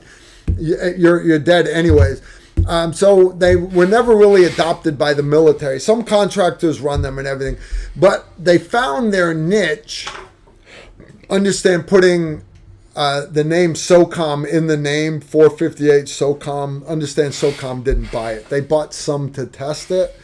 It was never put into use. Okay. But like the 500 Beowulf, for example, Emery has a 500 Beowulf. That's an awesome gun for deer hunting, but also hog hunting, right? Emery was interested in it because of its ability to be used with a frangible 500 Beowulf round, because now you could breach locking mechanisms on doors instead of having to pull up a 12 gauge shotty with a Hatton round to breach that lock on the door and then swing the shotgun behind you, bringing your M4 back up. You could go in with your M4. Anyway, that's why Emery, the Israeli breacher, that's why he was interested in it. Susan's reminding me she's coming up on 2 hours. Perhaps if you have a fire extinguisher coming, that's from Donut Eater. I owe Donut a video on the Elemental fire extinguisher. Have you seen it? No, I haven't. Guys, I've got a bunch of them, and it is on my video idea list. I still owe it to Donut. This thing, you've seen the railroad flares? Yeah. You pop the end and you light it, it stays lit. Yeah. Now, imagine a chemical fire extinguisher like that. Once you light it, all the hate it's spraying out, there is more, and it's about the size of a railroad flare. Stop. But you can't turn it off. Stop. What? I want one. You want one? I want 15. They're awesome. Every time I'm doing something at the house, and I'm like, "What's that smoke smell?" Or I'm outside. Yeah. And I always say, "Where's my fire extinguisher?" Yeah, I'm always exactly. trying to put them someplace where it's convenient. I want whatever. It's called an elemental, and Bring it. Element. Bring it. I believe they're French made. Guys, you can get them off the internet. No, I know. We're not big fans of the French, but only because they're not big fans of ours. And the whole, realize if it wasn't for America, guys, they'd all be speaking German right now. But that's okay. That's all right. The French are just the land of climate change. Yeah. Yeah. All right. So, anyways, we got Donut. That one is on the list. I promise. It's coming, and I do love it. I do have a regular fire extinguisher mounted in my Jeep. It's on one of my back roll bars. It looks sexy, but I carry a Element fire extinguisher in the Denali and right behind my seat in the Jeep, where it's within arm's reach. They are totally badass. I do owe you that. All right, now here was a question for Steve. Question for me?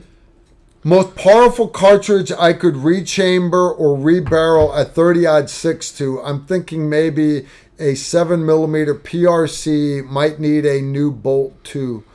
He wants most powerful, not most accurate. Guys, when you ask questions like that, you gotta be more detailed. When you say most powerful, it's called just saying most accurate. Greatest range, breach through walls. When you say most powerful, yeah, I mean, you got to be a little more specific. Yeah, please. A little more specific. Help us, help you. All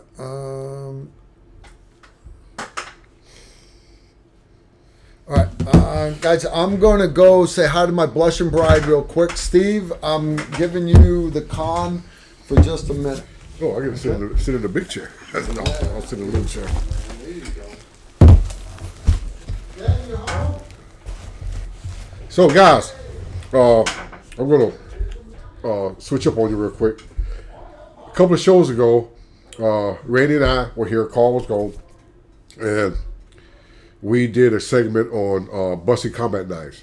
Okay, specifically the Bussy Gemini, which is, Bussy knives are awesome. Bussy knives were knives that we had a specific fifth group design that we use as plaque presentations to the Gold Star families because we could. Okay, so I forget what specific episode it was, Tactical Rifleman, Tactical Tuesday. But Randy was, of course, Randy, the rawhide worst case scenario. He's our blade expert, cutting tool expert, whatever you want to say to keep it, safe from YouTube, Gestapo. But we reviewed the Bussy Gemini, and this is the Bussy Gemini that we reviewed. And I didn't tell Randy that we were going to do it, so we got into knife talking. What feels good about a blade? What type of blade you want to use? What's the purpose of the blade? Et cetera, et cetera, et cetera. So when I pulled it out, the moment Randy picked it up, and we always talk about grip, how your grip interfaces with a knife. What does it feel good? Okay, there's certain aspects of knives that are specific to certain chores, and knives are specific to fight knives. So we had the Bussy Geminis in, and they're basically straight from the factory. And shout out to Jerry and Dan Bussy up there in Ohio. Bussy Combat Knives, look it up. There's a search engine called Google. I'm not going to do all your work for you. So we didn't have sheaths for the knife. So Randy introduced me to a Kydex custom knife sheath company that I didn't know about. That's right here where we are in Clarksville, Tennessee. Red River Tactical Knives, Tactical Sheaths. So I contacted them, and I'm back, guys. I had to go hug my spouse and my daughter. My daughter is back now. And she's up there with her boyfriend. Okay, she's allowed to have a boyfriend. She is. You okay, Steve? Yeah, I'm fine. You okay? Yeah, I'm fine. Getting You know all how it choked is. up on me? Yeah. You miss me? I always miss you, man. So, with the Bussy Gemini, we contacted Ray at Red River Tactical Knives here in Clarksville, Tennessee, and Randy was just absolutely sold on them. Anything involving blades and what we call impact tools, Randy is the expert. So, Ray made us a knife sheath for our belt, our gun belt here, all Kydex. So we had him make us a sheath for the Bussy Gemini knife. And here it is in storm gray on my belt. As you can see the quality of the sheath. I went by their shop for the first time last week, and I was impressed. They make some wonderful, wonderful sheaths. And of course, if you have knives that you use and they come with Kydex sheaths, I can understand. But at the same time, when you have someone that makes one specific to what you want, and you know, meeting Ray for the first time, he's a young guy, he's an enthusiastic guy, and he's focused on what do you want us to provide for you, what do you need, what do you envision with this. So he walked me through it, I walked him through it, and this is what we came up with. I mean, That's a good he looking goes sheath. it goes into where you're going to attach it, what are you going to attach it to, so many options, how high you want it to ride. Because to me, even though it's on my belt, this is a utility knife. This is not a fight knife, okay? But he still wants to know where you want your hand placement.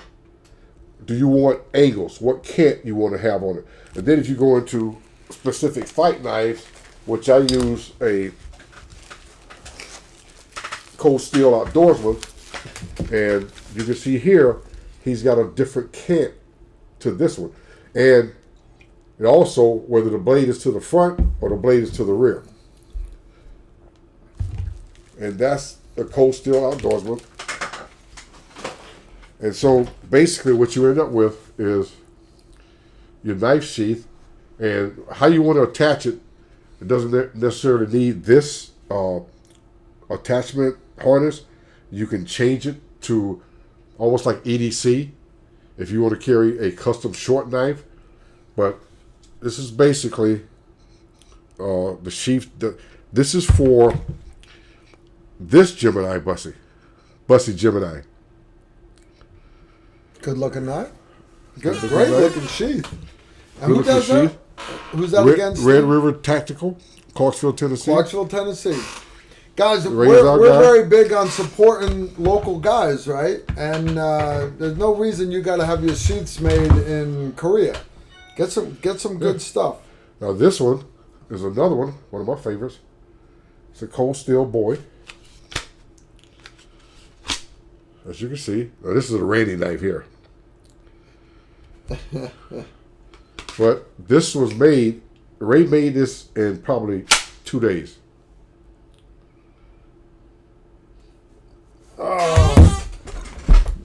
So that gives us an understanding of no matter what the knife is, and the Bussy Gemini. Bussy makes another knife that I am just working with them to bring this knife to us. You know, they made the 5th group knives, you know, and the mounting plaque for the Gold Star families, and the Gemini, which is a wonder knife. The grip here, and a lot of people, I don't understand why knife makers, when they make their grips, they don't understand that when you pull this out, you're probably under duress. Your hands are sweaty. You might be blood on your hands. And so many knives out there, they have this weak grip that I always think about. If you want to really feel a knife out, put some motor oil on your hands and just kind of work the knife a little bit. See if it slips away from you. Mm-hmm. You know, and that, to me, is the requirement, plus, you know, your guard. Because if those that don't have a guard, I have a beautiful cold steel Tanto that doesn't have a guard. And I always worry about cutting myself. Mm-hmm. And you always got to have something. And I like to run thumb up here. And I need something to support the thumb. So Bussy, I mean, they make some beautiful knives. And Red River makes the awesome sheath. And again, they're custom made to that knife based on what you want and how you're going to carry it. He showed me some EDC knives that were absolutely beautiful. I didn't get a chance to bring them with me. But the sheath is designed based on where you're going to carry it in your plain clothes, how you're going to secure it, what angle you want it at. Blade forward, blade rear. So if Does he do holsters also?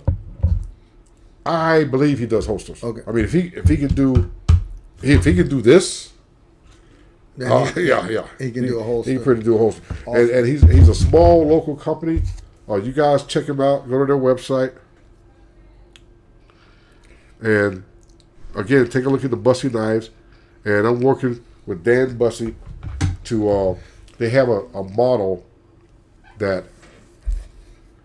I don't want to even describe the knife to you. I want to show it to you because it's going to blow your mind. We'll wait. We'll get to it. All right, Philip Wilson threw down $5 minus shipping and handling. I'm in the market for a 1911. Can you please recommend a make, model, etc.? W-E. So many of them. There's so many of them out there.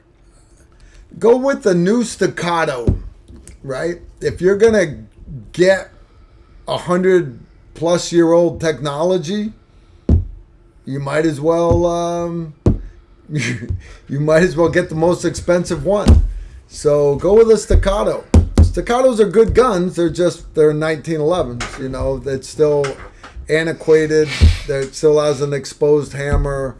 Well, one of the ones that I've read up on, and I'll comment it to Carl and the TR crew, I haven't handled it yet, but the way it's designed and understanding 1911s,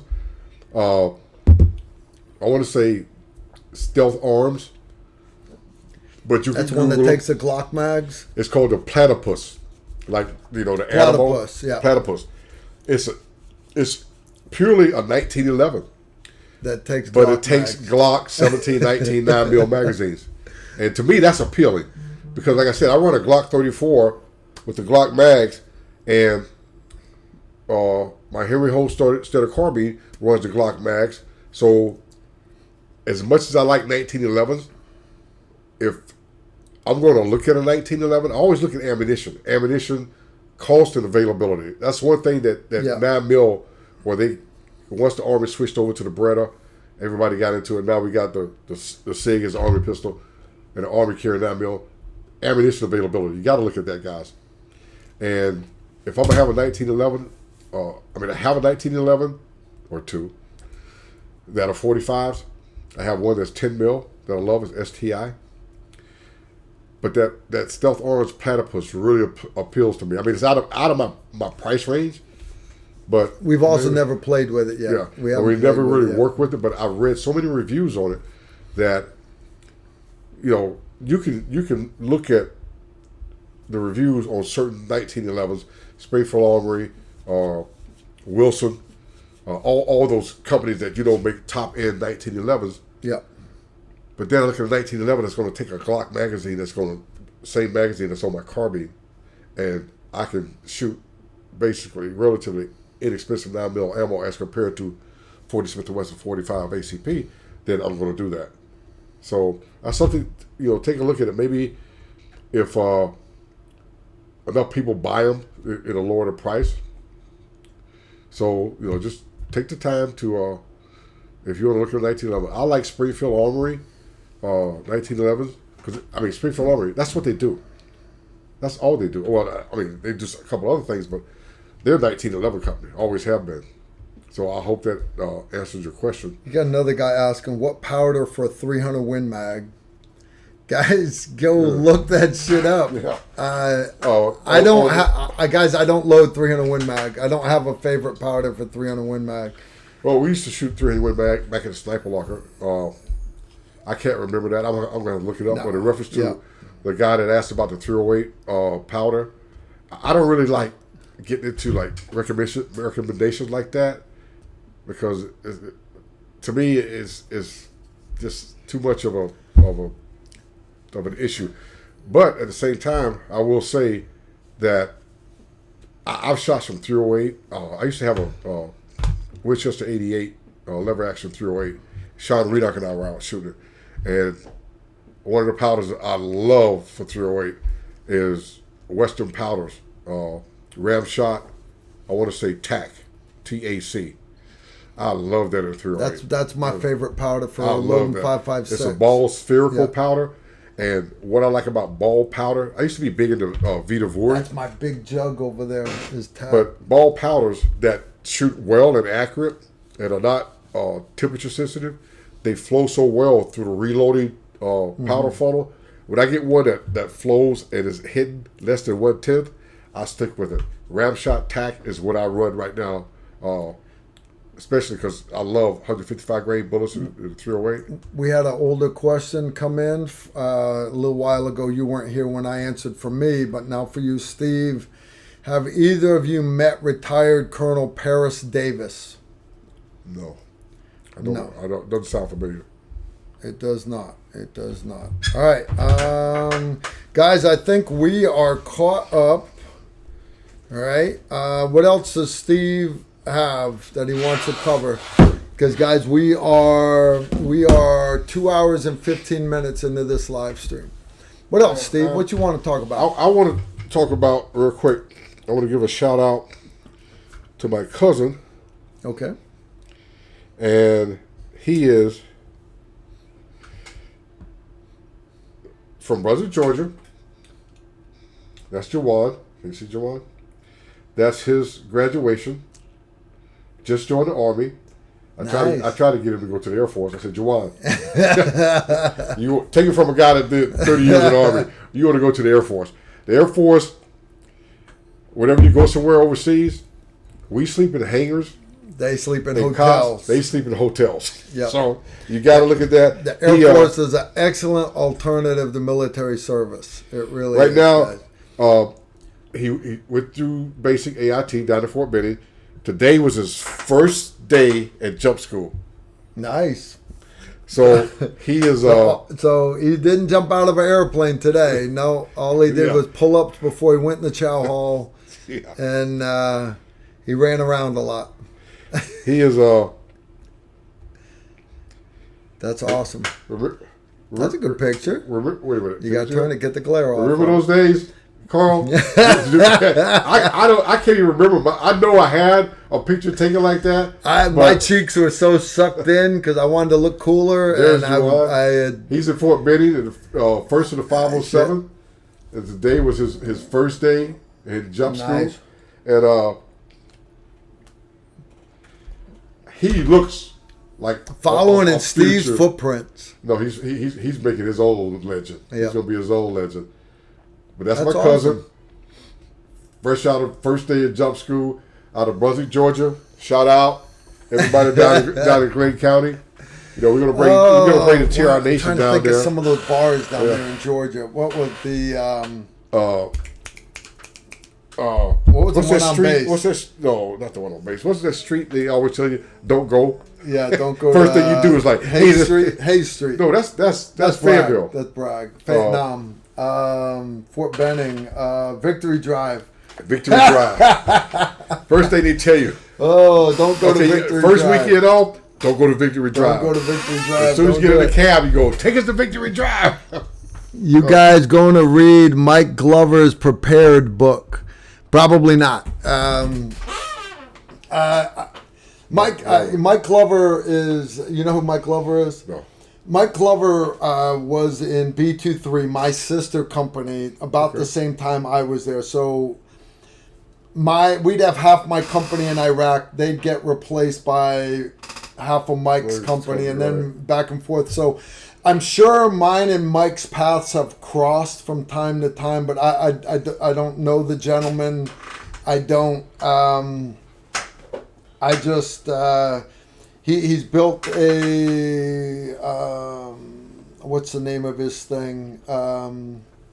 Fieldcraft Survival is the name of his company. He's quite the entrepreneur. He has taken basically what we are doing, educating the masses, but he's made it a business. He's making a killing with it. He's doing. I'm very, very proud of him. I am jealous. I wish I could make money doing this like he does.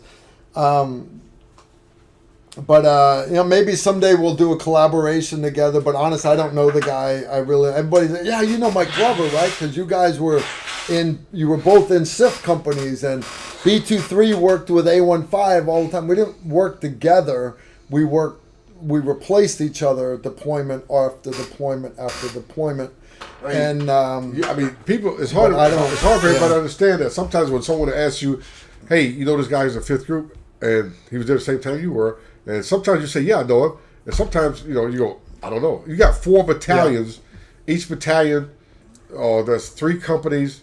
Each company has 6 A teams. Yeah. Each A team is working different sectors of the world. I mean, we're North Africa, the Middle East. Yeah. But you can have a guy in Afghanistan, and you can have a guy that's in Ethiopia or Eritrea working on the border of Sudan.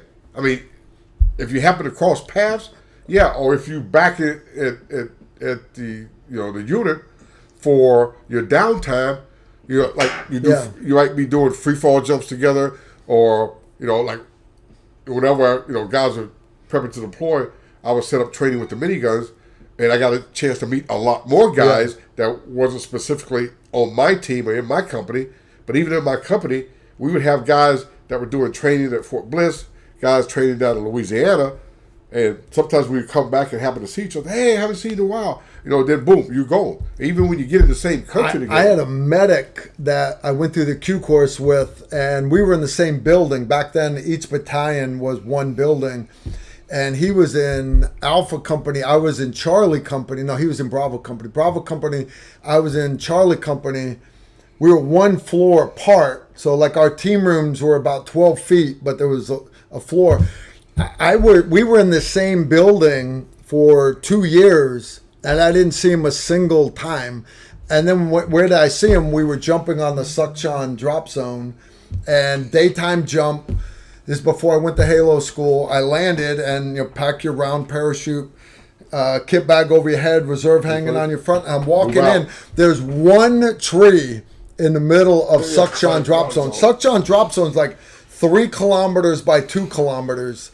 There's 1 tree. There's only 1 tree. It's like 70, 80 feet tall. You know what I'm talking about, Steve. Yeah. They parked the parachute truck there. Yeah. So you walk to the tree. And then you put your chute on the truck. That's turning point. Yeah.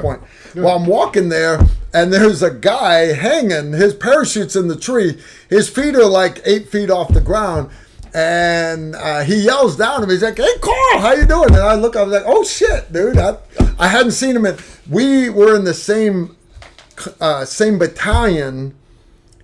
He was Bravo. I was Charlie. I didn't see him for 2 years. 2 years. And then I never saw him again the rest of my career. Until he seeks out the only tree 3 kilometers long, 2 kilometers wide. These are steerable parachutes, by the way. And he seeks out the 1 tree that's standing in the middle of the drop zone. I'm shaking my head. You can't make that up. You really can't. All right. But glad he did okay. Glad he hurt himself. You guys going to read Mike Glover's Prepared book. I just answered that one. Yeah, guys. Again, I'm not bashing Mike Glover. Here's the deal is, 1, I'm trying to write my own book. It's going to be called War Stories, a Comedy. And Serious as a Heart Attack, that's the title. And it's already done. It's let me rephrase that. Every once a month on Patreon, I tell one of my war stories. Well, my son would take those videos and he would type them out. And each one of them is a short story with a picture. Each one is a chapter. So it's like 34 chapters. Every one of them is a standalone short story. The name of my book is going to be War Stories, a Comedy. Why? Because combat for me was Keystone Cops. It was always a train wreck, and it was always freaking hilarious.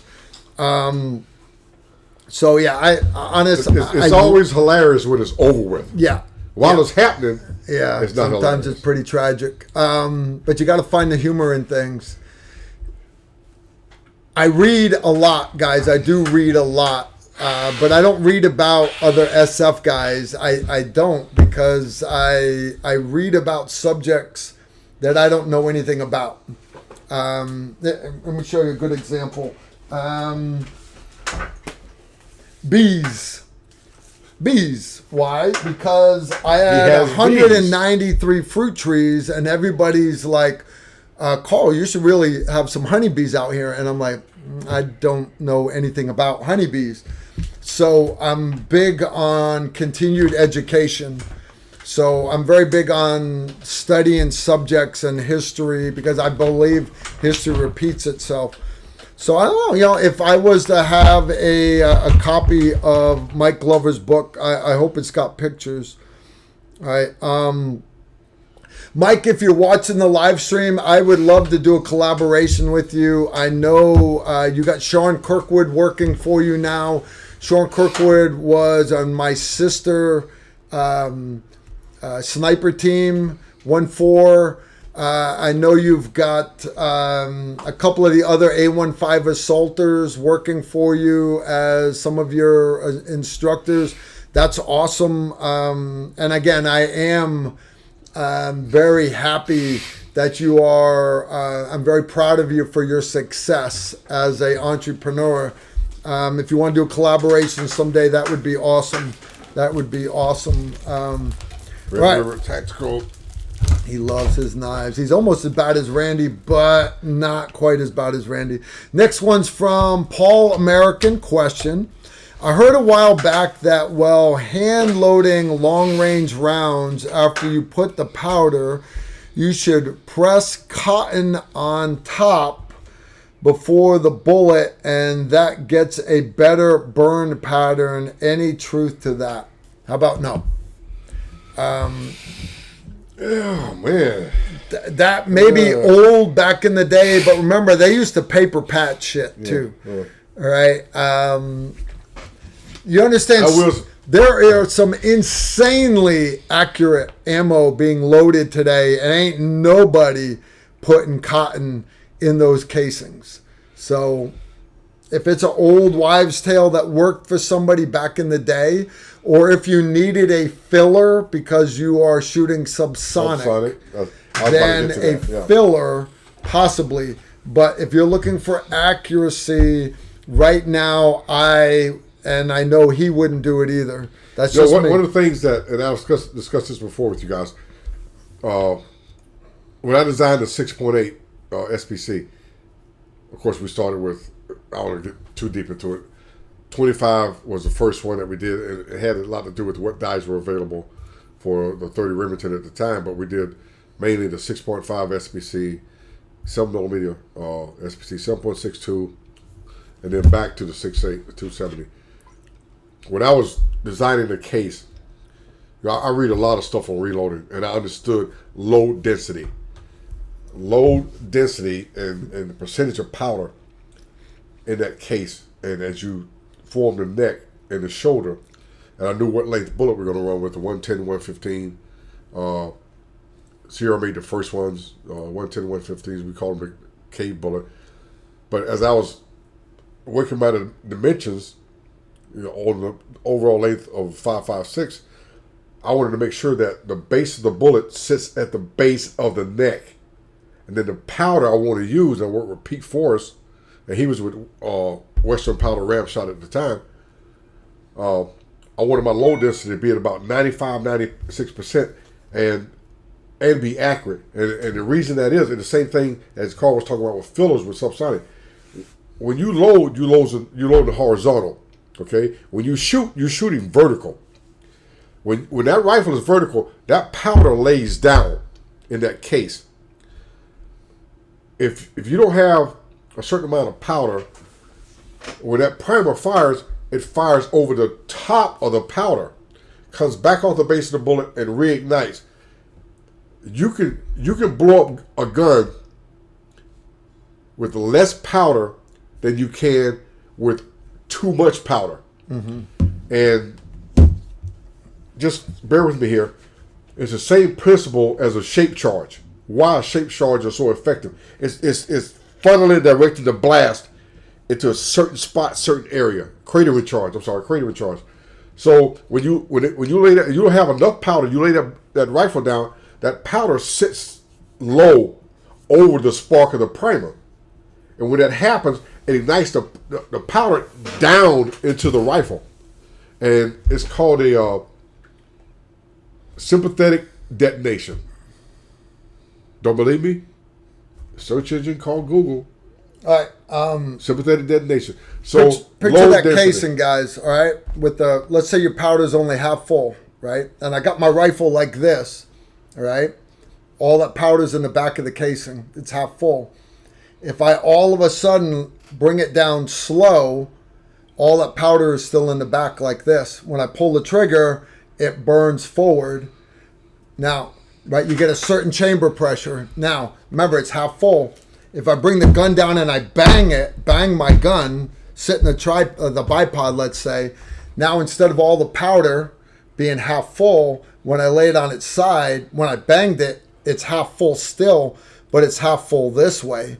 And like you said, that primer fires over the top. It lights at a much different rate. You get a different chamber pressure. So I don't worry so much about blowing the gun up. But from a sniper standpoint, especially subsonic, I'm already lobbing a football. It has got to have an exact muzzle velocity, and to get an exact muzzle velocity, I have to have consistent burn rate. So that's why it has to be full, so that it doesn't sit half full this way or half full this way. So they would put a filler in there. I've never heard of them using cotton. I've heard of them using corn cob. Yeah, there's little paper, a little plastic like dust. But I've heard of them using rice. But at the rice, same time, rice one. When you're talking about the difference between high power and subsonic, I actually did a lot of subsonic work. But when I was doing the 6.8 and when I was doing polymer ammo, and we basically made the guys understand that I want to go subsonic, since you can control the powder column in the cartridge with polymer, with plastic. Yeah. You can shape that internal chamber where the powder sits. I don't need a filler because I can have them make the walls thicker. Make the walls thicker. And anyway, I can spend hours talking about that. Polymer ammo, subsonic. I got one more for you, Steve. Just came in fresh.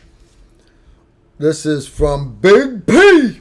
Steve, do you or have you ever owned an Imperial M7S knife? I got one at either AP Hill or Fort Pickett back in the mid-1980s. Still have it. Great knife. You ever hear of the M7S? No. So you said Imperial, I started thinking about butter for my toast. So that's the only Imperial comes to mind. No. I wish I could help you, brother. No. I hope it's a good night. Obviously, you love it. Have fun with it. Enjoy it. That name actually rings a bell for me. Imperial M7S. Oh shit, that's the old survival knife. Oh fuck yeah, everybody's got one of those. Shit. Bring it up, you see? No, wrong one. Yeah. I clicked on the wrong one. I gotta go images. That's not it either. Right there. That's still a bayonet, isn't it? It's modeled after the bayonet. Now looking at the picture, yes, I have.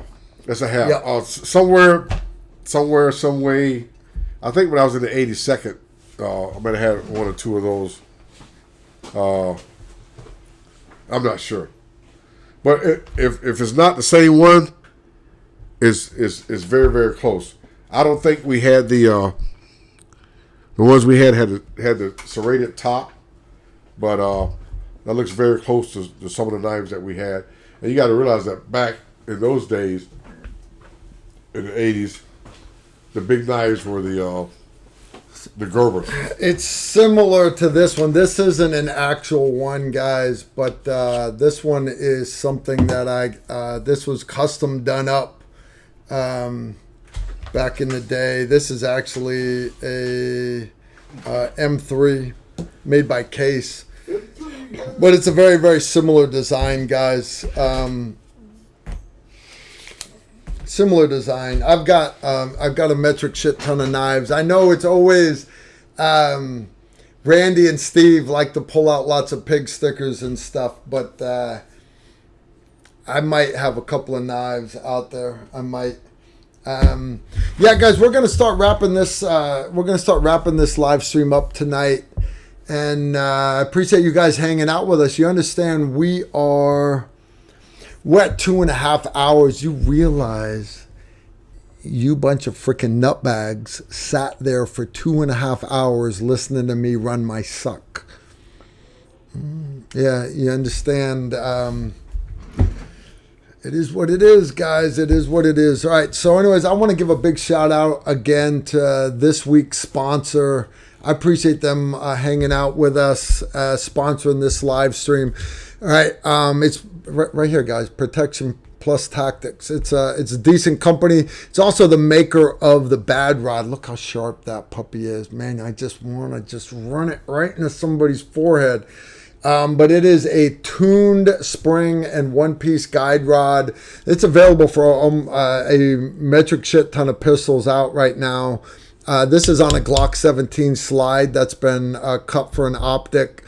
I've got another one coming for a Glock 19 so I can start running it in my EDC pistol. Just because that's the one that I punched the rubber mannequin with the most. So anyways, I want to thank them for sponsoring us. Again, the Bad Rod. It's $99, tuned for your pistol, and you can beat the snot out of stuff with it. Stainless steel. If you use Bad Rod 10, all one word, saves you 10% off. All right, so anyways, I appreciate you guys hanging out with us tonight. I want to give a big thank you again to our moderators for taking care of the chat room. I've got a bunch of you guys here hanging out with us. So the same faces. Why? Because I got loyal followers here, and that's awesome. If you're going to watch this the next day or next few days, I know a lot of you guys like to listen to the live streams while you're driving, long haul truckers, stuff like that. That's awesome. Please share our channel. If you guys have not subscribed yet, please subscribe, hit that bell so you get notifications. But also let all your friends know. I keep getting comments on other videos. Man, I used to love you guys' live streams. I wish you still did live streams. We do live streams. We just don't do them on Tactical Rifleman anymore because I was getting too much hate from YouTube. So we've got a whole new YouTube channel, TR Live. You guys are here, but help us spread the word. Let's get other people in here on TR Live. And again, ask them to subscribe, ask them to hang out with us here. Final words from Steve Holland. I was watching a show, I don't know, one of the news channels.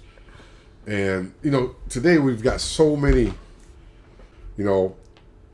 cattle and methane, and we need to get away from beef. I'm like, okay, everybody knows that cattle can fart all day long, and you're not going to, it's not enough to just ruin the Meanwhile, that jet flies overhead, right? Just spewing. It's called contrails. You watch those contrails? Yeah. And so I'm sitting there watching it, and they start talking about, now they want us to eat insects, eat bugs, And I was like, these people don't make sense. They want us to talk about, binary, birthing mothers, don't eat cows, don't eat meat. Now they wanted to eat bugs. They had all these different pictures of bugs. And then it dawned on me. I understand now. They want you to eat stuff like that. They make you vegan. So when they feed you to the creatures, you're going to taste like chicken. So it's like the creature feeders. It's like, do I want to eat something that's a predator that eats meat when I go hunting? No. I want to eat a herbivore. Okay? Oh, they munching on grass and acorns and everything else. That's the good meat. So they say, hey, man, we got these humans, and we're going to have, like, body parts, and they have abortions, and they sell the organs and everything else. It's like, man, we need to make them vegans and feed them insects and stuff like that because they're going to taste like chicken. Look up the old show. What was the show? The Twilight Zone. There's an episode of Twilight Zone, and it's called How to Serve Humans. I actually taught a class once when man is on the menu. I mean, if you're in a survival situation, you got to resort to cannibalism. You might as well eat good. Yeah. So I'll tell you what. Let's save that for another day.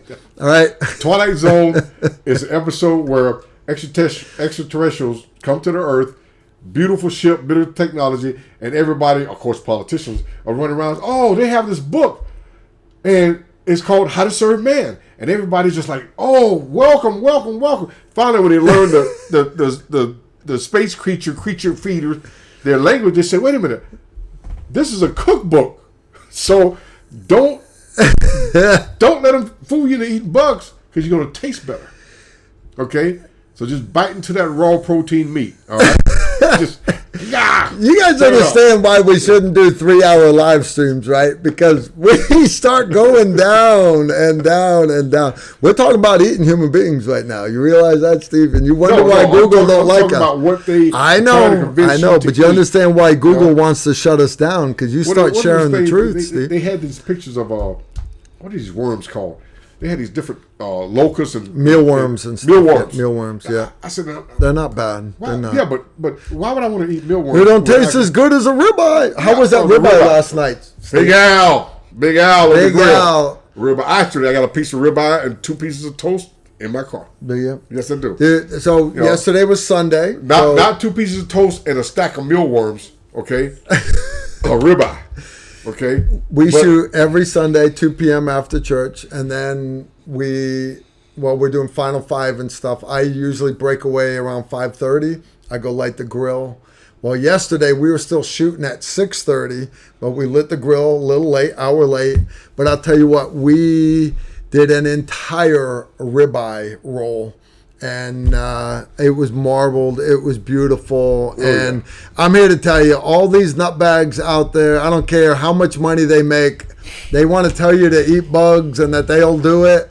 Yeah, I've eaten bugs, okay? But I'm here to tell you, you sit down next to me, you eat one of my ribeyes that Big Al just cooked on the grill, and you'll be like, you know what you can do with that bug? Even my dogs won't eat bugs. My dogs eat ribeye scraps. All right, guys. I will see you all. I'll tell you what. Let's do this next Tuesday, and we'll see you guys back then. Incoming right there.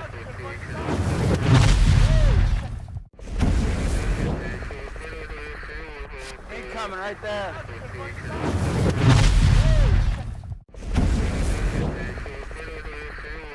Incoming right there.